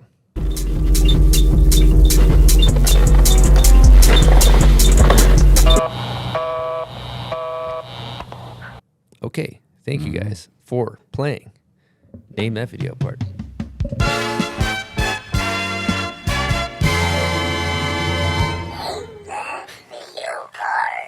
I still get a little giddy anytime I hear these samples in my ears. It's pretty rad in here. The name that I just video gotta part? say all of it. Oh, the yeah. intro, all of it. It's dope. It's fun. We're lucky you get to have these combos. So who was the other person that had that, who had that song? Ooh, you're putting me on the spot. I think it was in a People video. I don't remember the name of it. It's An like a early Quebec. People It's like a Quebec segment. It's like where they did it. It was a travel based one, but anyway, somebody will angrily comment in the comments, so they'll take care of that. The question is there like a time limit? Like after a certain amount of years, you can kind of revamp songs? Or are we going to get into the unwritten laws of snowboard? Unwritten snowboard It's just law all rule book? hypothetical rules. It's only rules if you want to go by them. Exactly. Yeah. Exactly. I think there's certain songs that are kind of untouchable. That you're like, I think I would go with that. There's just feel it out. I mean, I've heard redos of songs in parts, and I've been totally happy with the redo, and it didn't strike me as anything odd. But there are a few songs that you'd be like, I think if you're making a video, find your biggest snowboard nerd friend and ask them if they know if the song's been used, if you're not a nerd yourself. And if that said nerd says, no, I've never heard that in a video, then you think you're good. But it's about market research. Market research. you know that well. Part of it is like, I think the thrill of the video part song is like finding something that the little diamond in the rough. Yeah. What about when people put the same song out in 1 year? Oh, well, you can't do anything coincidence. about that. Yeah. Can't do anything about that. Those are tough. Bad timing. Bad timing. That said, these days, you kind of don't get that excuse because no one's really in the closet anymore doing their edit like it used to be. You used to have no exposure. So I think you could just come out and show up with 2 videos with the same song. I think it's a little harder these days. Maybe not, though. I could be wrong on that. Just thought. Yeah, absolutely. Well, talking about product stuff, I think riding for GNU, love the graphic you're on right now, but I know you've worked with Hannah Eddy on some graphics, which we have to give. You know what? I'm going to give Hannah Eddy a Homies Cooked instead. Oh, yeah. Homie's good. And Missed that one. I've missed that one. It's been a minute. Always hits the spot. Actually, we should probably drop the whole Young Dolly soundbite of everything. Just to give a little context here to just derail this entire freight train. Let's go full Dolly. So Young Dolly, I told him we needed a soundbite for the intro, and he recorded a multitude of homies cooks, and this is the recording he sent. Hey yo, homies cook. Hey yo, what the fuck, homies cook? Hey yo, homies cook. Are you good? Hey yo, two about homies cook. Are you good? Homies cook. I said, ask you a homies cook. It's so good. That's actually a trademark slogan, I think, from Young Dolly Inc. So You should. don't try to use it. It was beautiful. Thanks, Young. Yeah, how was working with GNU on the Hannah Eddy graphing? That one's a fun story as well. A few years ago, actually, let's go to the very beginning. Let's go all the way When back. I first started kind of getting more momentum with Airblaster and GNU, I remember talking to Max Warvington, and he was like, yeah, air horn. He was like, if you have an idea, just put it out now because it probably won't happen for 3 to 4 years. So just start putting them out right now. And I was like, all right, game on. So I just started spewing ideas left and right. Most of them, they'd just be like, no. And then one day I came up with this idea for a snowboard graphic where I was like, I want to have plants on the base of my board, and then we can market it as a plant-based board. And let's be honest, there's probably a lot more plant parents out there that have a lot more money than regular parents that can afford this type of stuff. So let's do this. And so I pitched that idea to Barrett, and she was not down. Or she just didn't understand. I don't think I explained it right. So she didn't understand. And then the next year, she comes around asking team riders, like, hey, you guys have any ideas for concepts for boards and stuff? And I was like, you know what? I'm pitching that same idea again because I know it's a good idea. I had told Hannah about it. And at this point, she had already been making graphics for GNU, and Hannah loved the idea as well. So this time, Hannah made a little mock-up of a plant-based board that we had thought of. And then I pitched the idea to Barrett again, and she was like, oh, I see where you're coming from. Let's try to see if the others are down with it. And then luckily everybody else at GNU was down for this concept. And then that is what has led into this board graphic. And I'm just very happy with being able to have these ideas and these concepts come to life and seeing all the force of everybody around rooting for it as well. It's not always like that. Is it a plant-based board? I mean, there's A plant on the base. There's a plant. So literally, there's a plant on the base. That's pretty drag name right there. Yep, exactly. Drag name based. It's literally a graphic. plant-based board. Yeah, so there's that's it's money. Board. Yeah, I love it. Wow, genius. Yeah, then I know that it kind of ties in with GNU having using some materials that go along those lines. I'm not going to say anything because I don't know specifically what the tech, the names are. Yeah, exactly. So through that, it's been doing well, seeming so. It's fun to, once again, after having these ideas become reality, go to these trade shows or places where you can meet the sales reps and ask them straight up, like, hey, how's this going? How are people receiving this concept? And then, just let me know if there's anything that we can work on, or how can we make it so everybody is succeeding and this can stay around for a long time. Well, while we're talking about this board, the board that you ride, I want to hear you kind of in detail describe what's up with it. Size, flex, name of the model, bindings, all that. So this board is a GNU Velvet. It is a 143 that I ride for park stuff and street stuff, and then I ride a 147 or 8 for backcountry stuff. And the flex is flexible. And it's a flexible flex. Yeah, it's a twin asymmetrical. I might just be throwing words out there. Might be right, might be wrong. Sorry, guys. I know I should know better. Kind of a but true or false kind of thing. It comes back to just the feeling. It's an asymmetrical, maybe. Maybe you a guys twin. figure it out for yourself. Yeah. I Maybe know. it's directional. I don't know. If you go to the website, all the information laid out very clearly. That's probably your best bet for. Just search plant-based. Yeah. The velvet works for you. And then what are you rocking bindings? Bindings is the bent metal. Amazing. This is incredible. Stylist. Great binding. I like to think that it's not about the product itself. It's the feeling of how you feel when you're in the product, when you're writing it. Yeah. So I get a little bit lost on the names by the act of doing. How do you pick that specific binding?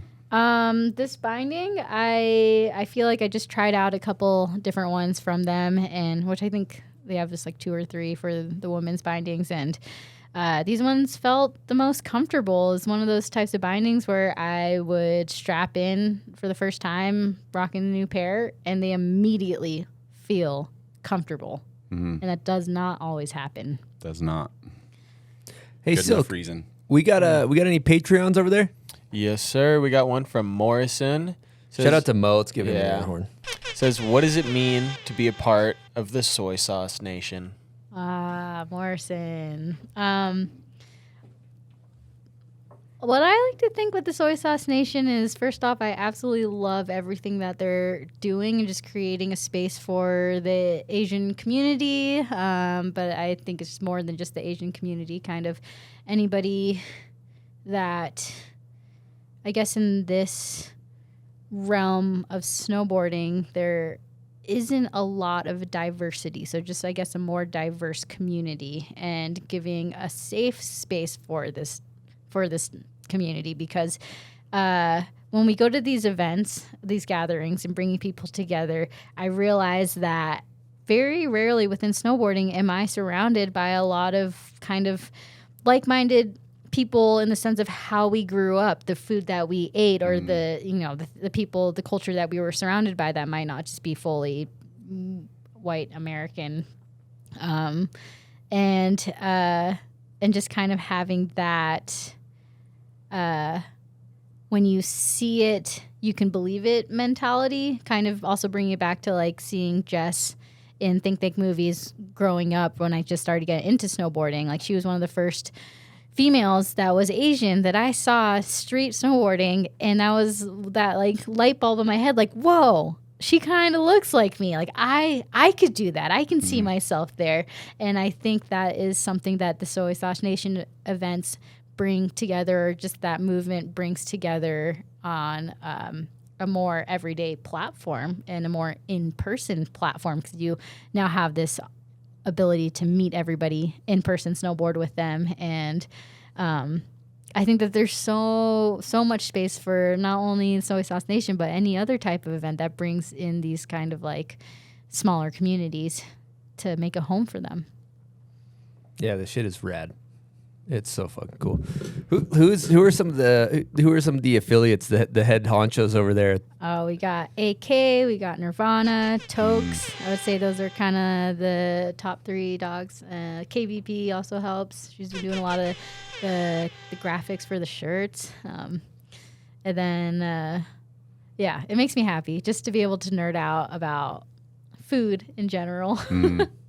The types of food that was very normal for me to grow up around, and then a lot of my friends that didn't grow up in an Asian household don't understand. But something as simple as like having rice on the rice in the rice cooker at all times, 24/7. If you ever wanted rice, it was there. I was actually talking to Rav. He said, he's like, you could probably do about an hour plus show on Aima's love just for rice. Not wrong.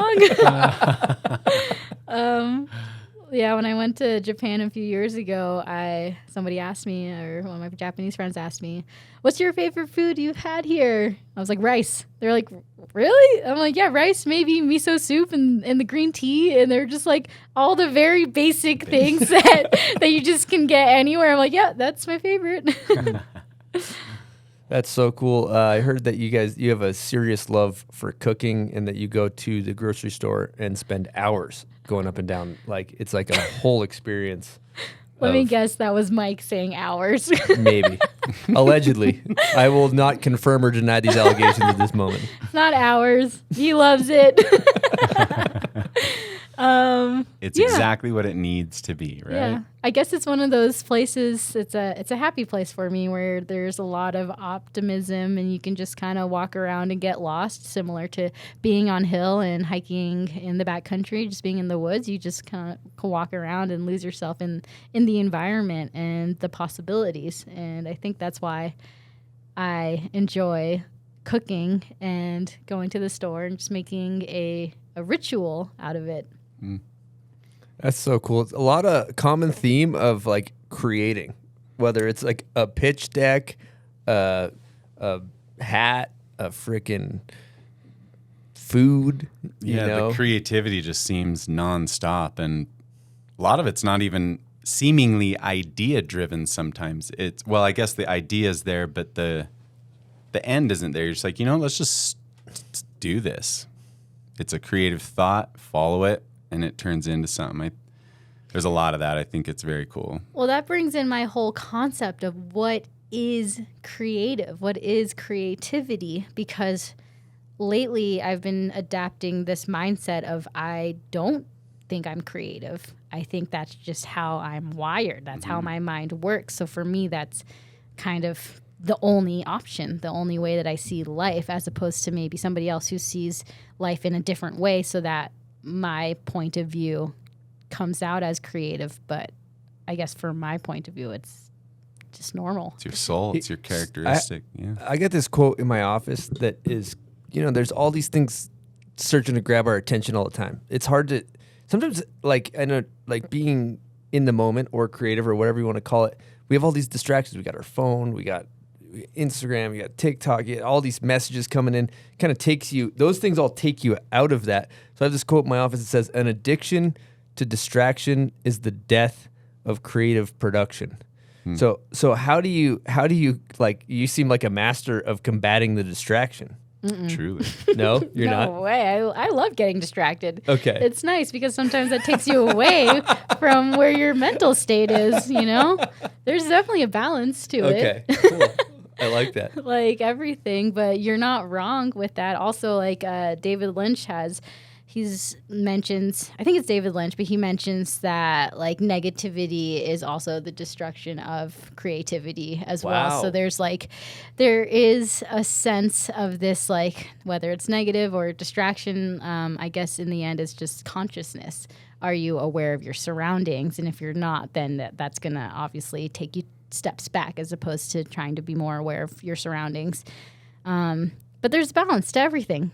And sometimes you have to hone in and really focus on these things. And sometimes it's nice to let yourself breathe, give yourself some slack. You can't always be perfect, whatever that means. Sometimes you got to saddle up for 6 episodes of RuPaul's Drag Race. Like me this weekend. Are you kidding me? I get so much creative energy. So you're pulling inspo. Okay, you're not distracted. You can watch episodes from like 10 years ago, and these queens are ahead of pop culture by like the whole popular culture starts to follow suit of what these people were doing 10, 15, 20 years ago. Wow. So for me, or for companies, I've told my companies, I'm like, if you guys need inspiration of what the future is going to look like, go watch what these drag queens are doing. So that's not a distraction. I like that reframe. That's that's inspo. No, it is amazing. The reframe is great. Yeah. So go into one thing I got to talk about is, you wear a helmet. It seems situational, but for the most part, a lot of people talk about, it's a common, our listeners are always want to know, like, why did you pros not wear helmets? And I want to hear your position on where you stand with helmets. I stand with coming back to whatever you need to do to be the best version of yourself. So whether it's wearing a helmet or not wearing a helmet, do you. Sometimes I feel like I like wearing helmets. Sometimes I don't wear helmets because my goggles don't fit the way that I need it to function at the way that I need it to function, or vice versa. Like, it could be so many different things going on, and that's up for the person to decide on their own. As for judging people for whether they wear helmets or not, that's also up to them and not to you. So you don't have to, I don't know. I think that a lot of people get caught up in what everybody thinks about them, and that's okay because it's easy to get caught up in that. But in the end, you have to feel what's good, like what's right for you. And if it feels right or wrong, you just go down that path. Damn, that was wide. That was the best description I've ever heard of this kind of hot, touchy subject, you could say, that's almost polarizing. The best way I've ever heard it explained, a take on it. Shuts you up. There's no more argument. Just do whatever you want. Who cares? You know what I think? I'm going to go back to Airblaster for a second here. A couple years ago, you painted a spiral on both of your, like what would be like almost like a knee patch type of thing. Did you ever pitch for them to make that pant? That'd be a cool pant. No, I never pitched that. I had so many people on Hill asking me about those pants or my pants, knowing that they were asking about the spirals, but me knowing that I just drew them and they'd never buy them like that. But the thing with something like that is that it's a lot harder. Me doing my research and understanding how these pants are made, that it's possible, but it's a lot harder than one might think to make some sort of print like that. So it's not even worth it for me to bring up to them because I'd rather pitch ideas that I could get a yes in and not waste anybody's time. Market research. Everything goes back to market research. It's just business, you know? When you stop thinking of these companies as your friends, which it sucks because, yeah, sometimes you are friends with the people in it, and start thinking of it as a business, and your business, your outcome might be a lot different than you might have thought before when you try to be buddies with the people around you. Facts. Now that hat you're wearing now, I know that Cole took one of your hat designs and then actually kind of put it into production, right? Was it that hat right there? No. Oh, it wasn't that one. That hat's fucking awesome. Upside down smiley face, right side up smiley face. Yeah, I like to call this one the "Who Are You" hat. You can kind of switch it, put it around in different faces to see how you're feeling. Oh, you put the one in the front hat that indicates your mood? Not always, but sometimes it just ends up wherever. But you can if you want to. But yeah, so with Cole, another one of those crazy ideas, I started getting into crocheting, and I was making hat patterns, and I was like, I want to find a way to be able to combine crocheting or knitting with snowboarding, and I know that there's a way to make that happen because anything is possible. And I was actually out at Grizzly Gulch watching, I think it was a pyramids session going down. Pyramid Gap, yeah. I think so. Or was it Chad's? Chad's is the higher one. No, Pyramid's higher. Oh, okay, Pyramids then. Yep. Okay. Yeah, so it was a pyramid session, and this one guy comes out, like splitboarding out of nowhere with a couple people, and it turned out to be this Nook from Volcom. Yep. And we start chatting, and it was fascinating because he kind of does a lot of market research and stuff for his job and sales and whatnot. And I told him, I'm like, I have this crazy idea that I want to pitch to this hat company. Like, I don't know if it's going to happen or how I'll make it work, but like, you know, three-year goal kind of a thing. And he was like, oh, you got this. Like, go try it out kind of a thing. And then literally within 6 months, everything started to fall into place with telling Cole I wanted to get a hat going with them that we can attach a pattern that I had created. So somebody buys the hat, they get to QR code to the pattern to be able to crochet it if they like. And then they seem to like the idea because now it's going to be hitting the shelves, I think, this fall or so. And then on top of that, I was kind of like, felt like the hat was missing something when I was wearing it earlier this winter. So I decided to add some bunny ears to the hat. And I was like, oh, I'm not going to tell the people at Cole. I'm sure like whatever. I'm just going to wear these bunny ears and just be happy in this hat. And then of course the next day I run into like the whole Cole crew and I'm wearing the hat with bunny ears.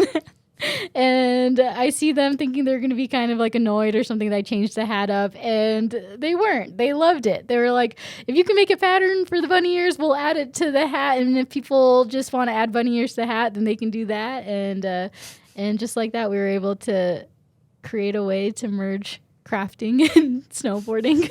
That's awesome. Legendary. I could see Silk D in one of the bunny ear hats. Yeah, I'd run it up. Yeah, he'd run that thing up. Sales would be through the roof if you throw him in that thing. Oh, yeah. I was noticing every year at Brain Bowl, you seem like you thrive in that environment too.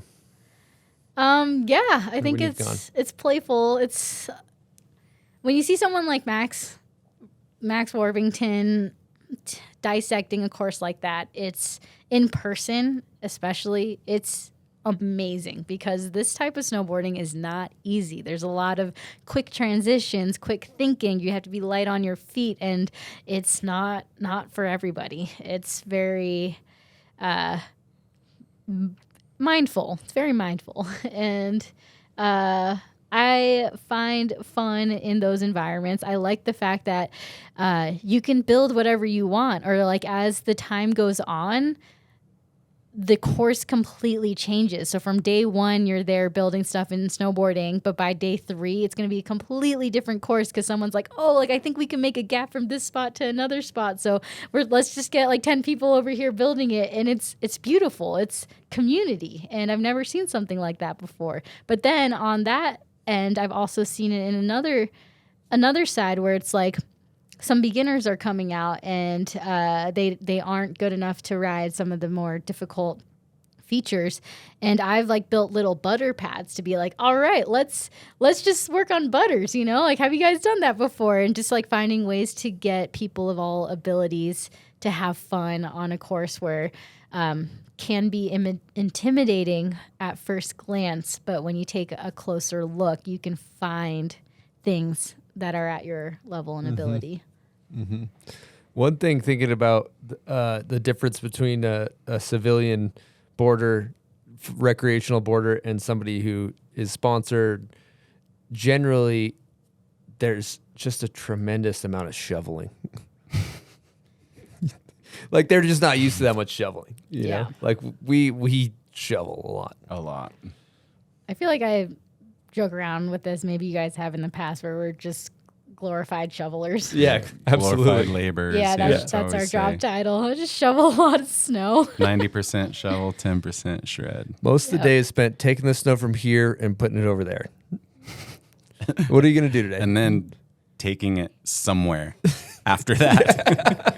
Okay, but what about the shovel technique? Oh, are we getting the shovel tech? So many different people. Okay, Johnny O'Connor, by far one of my favorite shovel techniques that I've seen, with just like the push shovels, who like pile up like a huge pile of snow onto these push shovels, like maybe half taller than his height, and then lug snow around. And that kind of changed my mind for push shovel usage. The pusher, when you start bringing pushers on the trips, it's like a whole, you almost have a piece of heavy equipment. You take like 5 people with push shovels, you're pretty similar to a front end loader at that point. Yeah, you can move a lot of snow. Yeah. Shout out to the push shovels. Shout out to the push, for sure. Should we give them a homies cooked? Yeah, let's give them a homies cooked. Yeah. I remember one year we flew to Japan and I checked like 7 shit pushes or something, or we call them shit pushes. Shit pushers, yeah. And it's just like you show up at the airport and you're just like, and it's so nice that in the summer you fly carry on. You don't have like a board bag, 6 shovels, a freaking whatever. Yeah. Makes you appreciate when you don't got all the tools of the trade with you. What's ridiculous is when you find this summer with your snow gear. You used to feel like an idiot walking around the airport with your board bag. It's like 100 degrees out. All right, Naima, we're going to get into a guest question from Melissa Rotano. Hey guys, Melissa here. I got a question for your guest, Naima. I think the people need to know about your Little Ripa era. And don't leave out any of the details. You know what I mean. Can't wait to hear it. Hope you guys are having fun. Melissa, Thank you for a good question. For those of you that don't know, Little Ripa 666 used to be my Instagram name once upon a time, and Great handle. It is. it was I kind of came up with it in a time when a lot of people just had their first and last name, and I wanted something different and or just more fun and playful. And I don't know. I feel like this goes back a long ways, back before Instagram was a thing, to like the beginning of my high school times when I would go to the mountain and like there would be like guys around our age snowboarding, and it'd be me and my other friend that's another girl, and we would like know them, hang out with them, but we weren't like really good friends with these people. And I remember one time we were driving home on the highway, and one of these guys that we didn't know that well but knew enough to know their name, I guess, kind of pulled up next to us on the highway, and his friend was driving, and this kid was like on the passenger seat, and he puts up a little sign against the window, and it says, "Women snowboarding sucks." And my friend and I were like, we didn't even bat an eye. We were like, yeah, we get it. Like, women's snowboarding sucks. Like, this is, I guess that was just part of the era. It was just ingrained in our souls that we're just like, cool, like, girls suck at snowboarding and we're girls. So what you're saying is that we suck at snowboarding. Like, we get it, but we also, like, that's all we know. And we didn't even think twice about that saying. We kind of laughed it off because we were like, yeah, it's true. So fast forward, after that whole time of growing up in that environment, I just was like, I don't want to be a girl in snowboarding because girls suck, and I don't want that. And and then through that, it kind of like turned into me like wanting to snowboard wearing like baggier clothes or covering my face, covering my hair, and which progressed into being like, I'd rather look like a little kid than look like a girl, which obviously, hindsight, I'm like, that's so messed up. All of that is so messed up, but that was just my reality, and that was just my process of getting through that time in my life. And then one day now, Instagram times is a thing, and one day I'm at the hill and about to drop into a jump, and some guy next to me that I don't know is just like, "You got it, Lil Ripa," and I was like, "Oh, I like that," and that's kind of what turned into the Lil Ripa era. And I just like that there was no gender affiliated with it. And now I've come to terms with the fact that I am a girl in snowboarding, and not only that, that I am proud of who I am within snowboarding and what I've done. And it's just taken a long road to get there, but it is something that I guess times were crazy back then. Maybe they still are now in different ways, but that was the reality that we were living in. Damn. Do you feel like we're trending in any particular direction, good or bad? I don't know. I might be too checked out at this point of what's going on, or not too checked out. I just haven't done enough market research in this department. No, I think that I've just become more confident with who I am within this space, and so I don't know what it's like to be in that mindset of a younger teenager coming up in snowboarding, because I know exactly what I am and where I'm going. Damn.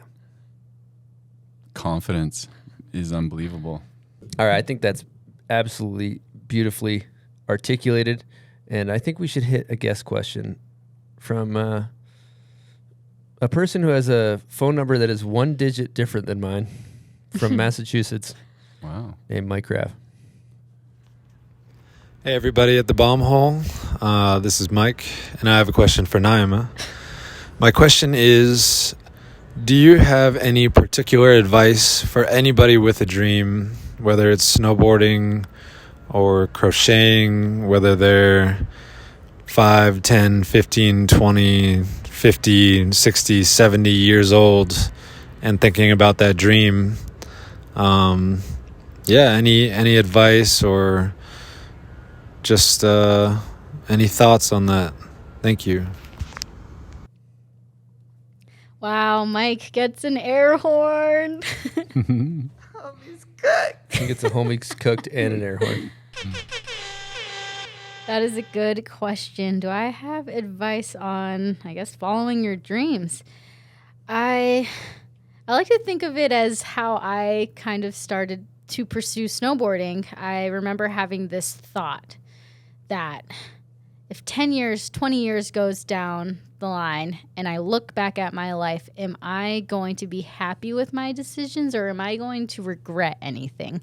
And when I thought about snowboarding, I was like, whoa, 10 years down the line, if I look back at my life and I think what if instead of I know that I tried, I would never let that down. So I kind of played the perspective game, and that shifted my whole trajectory from being in Tahoe to moving to Salt Lake City to getting into the, I guess, the middle of what I was trying to pursue, and that helped me along my way. So when it comes to pursuing any idea or dream that you have, it's taking action, is letting go of the what if and just knowing that you tried can be so much more powerful than living with regret. It's, man, I'm like, yeah, that's a hard one. Those are wise words. They are. I also feel like when you have these dreams, if you can put yourself in environments where you're surrounded by other people with similar dreams and ideas, that can help you along your way. That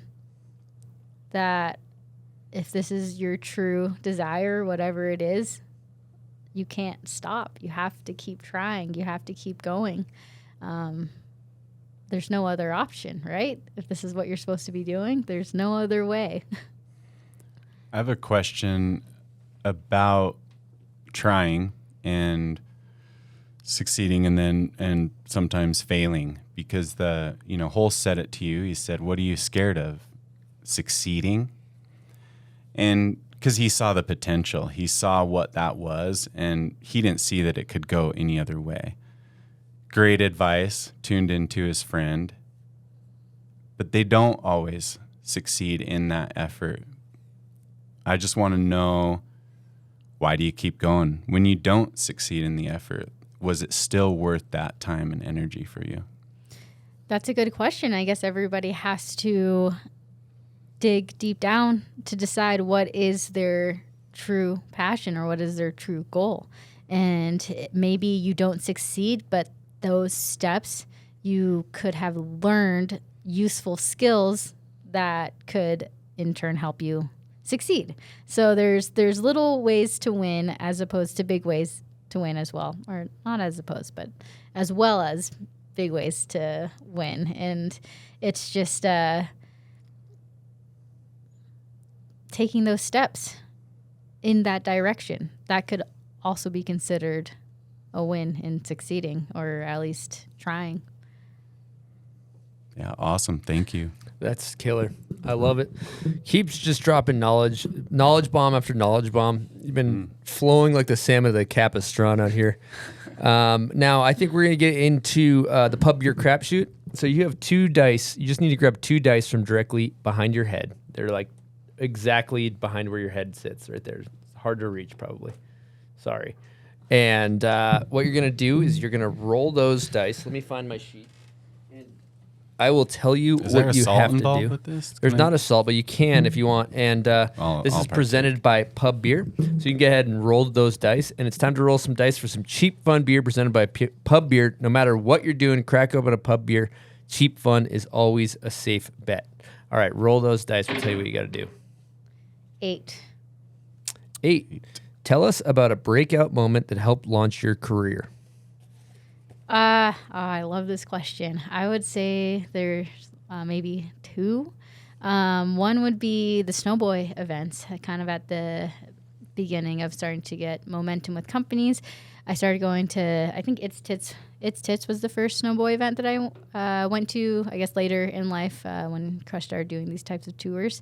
And just showing up and snowboarding and meeting the people within GNU that was there because they were there, and I took that opportunity to meet and hang out with like Tim Zimmerman, who's a photographer, got some photos.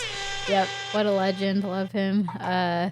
And then kind of going on that tour and just kept showing up and getting momentum that way. But then I feel like a huge moment would be being in the Uninvited 2 movie and filming for that, and Jess kind of opened this like huge door. I like to call it as she gave me this like golden ticket, which really wasn't much.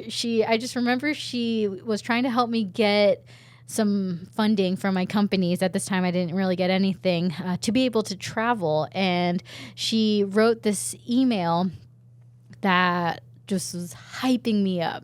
And through that email, I saw how she was navigating talking to these companies and talking to people within the companies.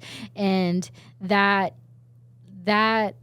one email completely changed how I navigated talking to companies. And I call it the golden ticket, because I'm like, that one moment helped me so much, because I just took that ball and I kept it rolling, and I just kept that momentum going. And that was like, and obviously I had to snowboard and do all of that as well, but like just learning how to navigate the backside helped so much with the front. Wow, so gangster. So great good. answer. Great answer. Okay, let's hit we're going to get into hot takes here, Naima. So we're going to start off by the GOAT to you. This is all like, not stats, but maybe how it pertains to you, both male and female. Who you got? Female. Jess is definitely up there, but I would have to say Barrett Christie, specifically because she's a legend on so many levels, and not many people can say they have a trick named after them. And it's just her power in her snowboarding. Love to see it. And then male, I would say Scott Stevens, probably a big surprise. Just always loved his take on snowboarding, and have just tried to implement it in one way or another in my snowboarding, and big inspiration. Great answer. Is snowboarding an art or a sport to you? It's an art. And that's why I like snowboarding, is that not a lot of sports can be like that. A lot of people snowboard because of the feeling and in enjoying that environment. And a lot of people, it's harder to find that in other sports. Who's the most underrated in your opinion? I've thought about this one for a little bit, and I would say Gus Warvington. He's been a favorite of mine for so long. Just his style and his take on snowboarding is something that it's just graceful and beautiful. And I'm hoping that his neck feels better and we can see more of him in the future. But until then, just be well. Great answer. Steel or powder? Neither. I would say a quarter pipe. Good answer. Favorite style ever? Of snowboarding? Who has your favorite style on a snowboard? On a snowboard. I don't know. There's so many different. Okay, I've always loved Jake Kuzik and his precision, but then I've always loved like Eric Leon and his just like, I guess I'd call it just gangsterness, or just like his big ollies. Always loved that. And then I guess Gus with his just fluidness. So there's a few. Okay, who has your favorite method? My favorite method. I don't know. There's a lot. That's a hard one, because everybody has a good method in their own ways. And I like Mike's method. I like that he changes his method in different environments depending on the feature, and I don't feel like a lot of people do that or know how to. So that's pretty cool. Mm-hmm. That's great. What's your favorite snowboard video ever made? Favorite snowboard movie video? Oh, Susie Greenberg. Amazing answer. It's so good, and I was devastated when it didn't win Video of the Year, because I'm like, this is not just Video of the Year, this is Video of the Century. It's wild and insane, and yeah, I loved every second of it. Wow, great unexpected answer. Favorite snowboard graphic ever done?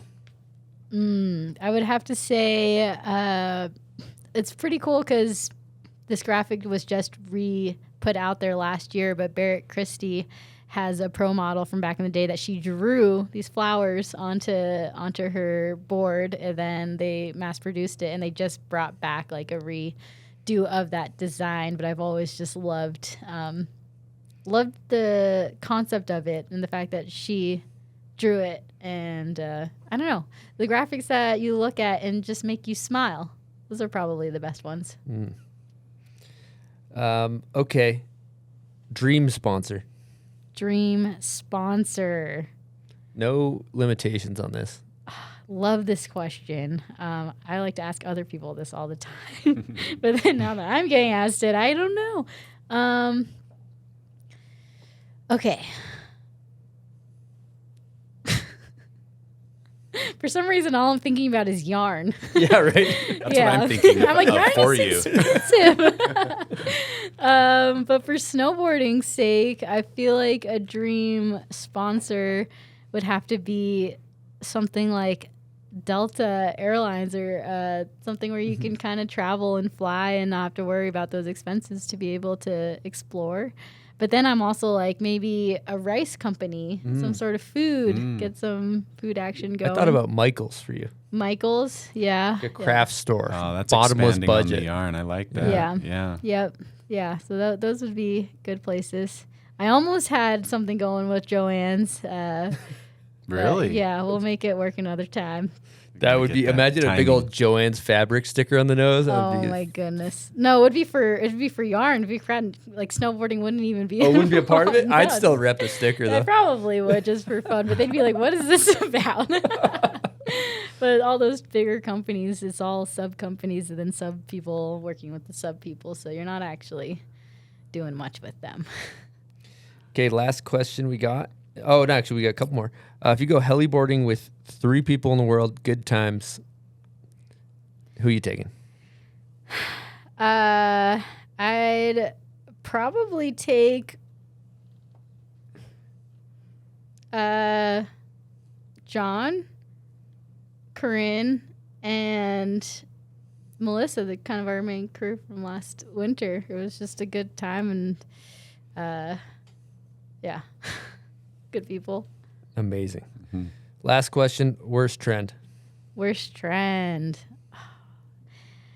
I thought about this. I had a good answer, forgot. Here we are. Let's think. Thought about it, had a great answer, forgot it. Now here we are. You don't, I swear, you don't it's hang really on good. it. That's good. It's not stressing you out every day. I love that. Yeah. Okay, worst trend would probably be when, I guess this is just in general in life, but when people say they're going to do something and then they don't do it. Or don't own up to it. So let's say you say you're going to do something and you realize it's not feasible, then you're like, okay, I'm not going to do it. That's fine. But if you say something and then you don't stick to those words, then what does your word mean? So for me, your word means everything. And even for myself, when I notice I do that, I get really frustrated with myself. So it's something that I'm working on as well. But staying true to your word is everything. Enough said. Best answer I've ever heard for that. Seriously. Wow. All right. Yeah. I want to know what's next for Naima. What's going on? What's in the future? what's next? Just keep coming up with ideas with projects. I've been working on this one project all last winter called Where's Walla Beluga, and that will be coming out in the fall. So keep an eye out for that one. I'm really excited. That's just another one of those, I have a crazy idea. Then for some reason, everybody's like, do it up. So we're just going to kind of keep going down that route of crazy ideas, one after the other, until forever and forever. Perfect. Cool. Last thing, you want to throw out any thank yous before we wrap this thing up? I have a couple of things. I wanted to show everybody what I've been working on this whole time. Oh, snap. She's in the bag. She's in the bag. What do we got? Maybe. Oh, my God. Wow. We got No way. Bomb. It's like a flag almost. That's amazing. I put a little thing so you can hang it up somewhere, but it's crochet. This is amazing. I've never really tackled this type of crocheting, so it was a fun project to How was the planet? How was doing the planet? It's like the on planet's spec. tech. It was all just reading the graph. I don't know how to explain it. Reading the graph. Yep. How long did that thing take? I had this whole thing of being like, it didn't take that long, but it took some effort. It was so easy. We were gonna like book her for an earlier date, and she's like, "Oh, I'm glad we have more time because it'll give me time to finish my like project." So it's definitely seems like you put some hours in. So thank you. That is spot on. Well done. What an honor. That's an incredible gift. So I guess first off on the thank yous, I'd like to thank you guys for having me. I'm so happy to be here. Also the companies that I work with, Airblaster, GNU, Cole, Crab Grab, Soy Sauce Nation, of course. My family and all my friends that have shown up for me and helped me along this trajectory to be where I am. I'm so thankful for each and every one of you. Wow. Thank you. Yeah, thank you so much for coming and sharing your story. It's been such a fun podcast. We really enjoyed it, so thanks for that, Naima. Thank you. Appreciate it. And Jones, Silk, appreciate you guys as always. Thanks, Chris. A pleasure. Thanks, Silk. All of our listeners, everybody that tunes in and supports all the snowboarding community, we got so much love for you guys, and we appreciate it. And over and out from the bomb hole.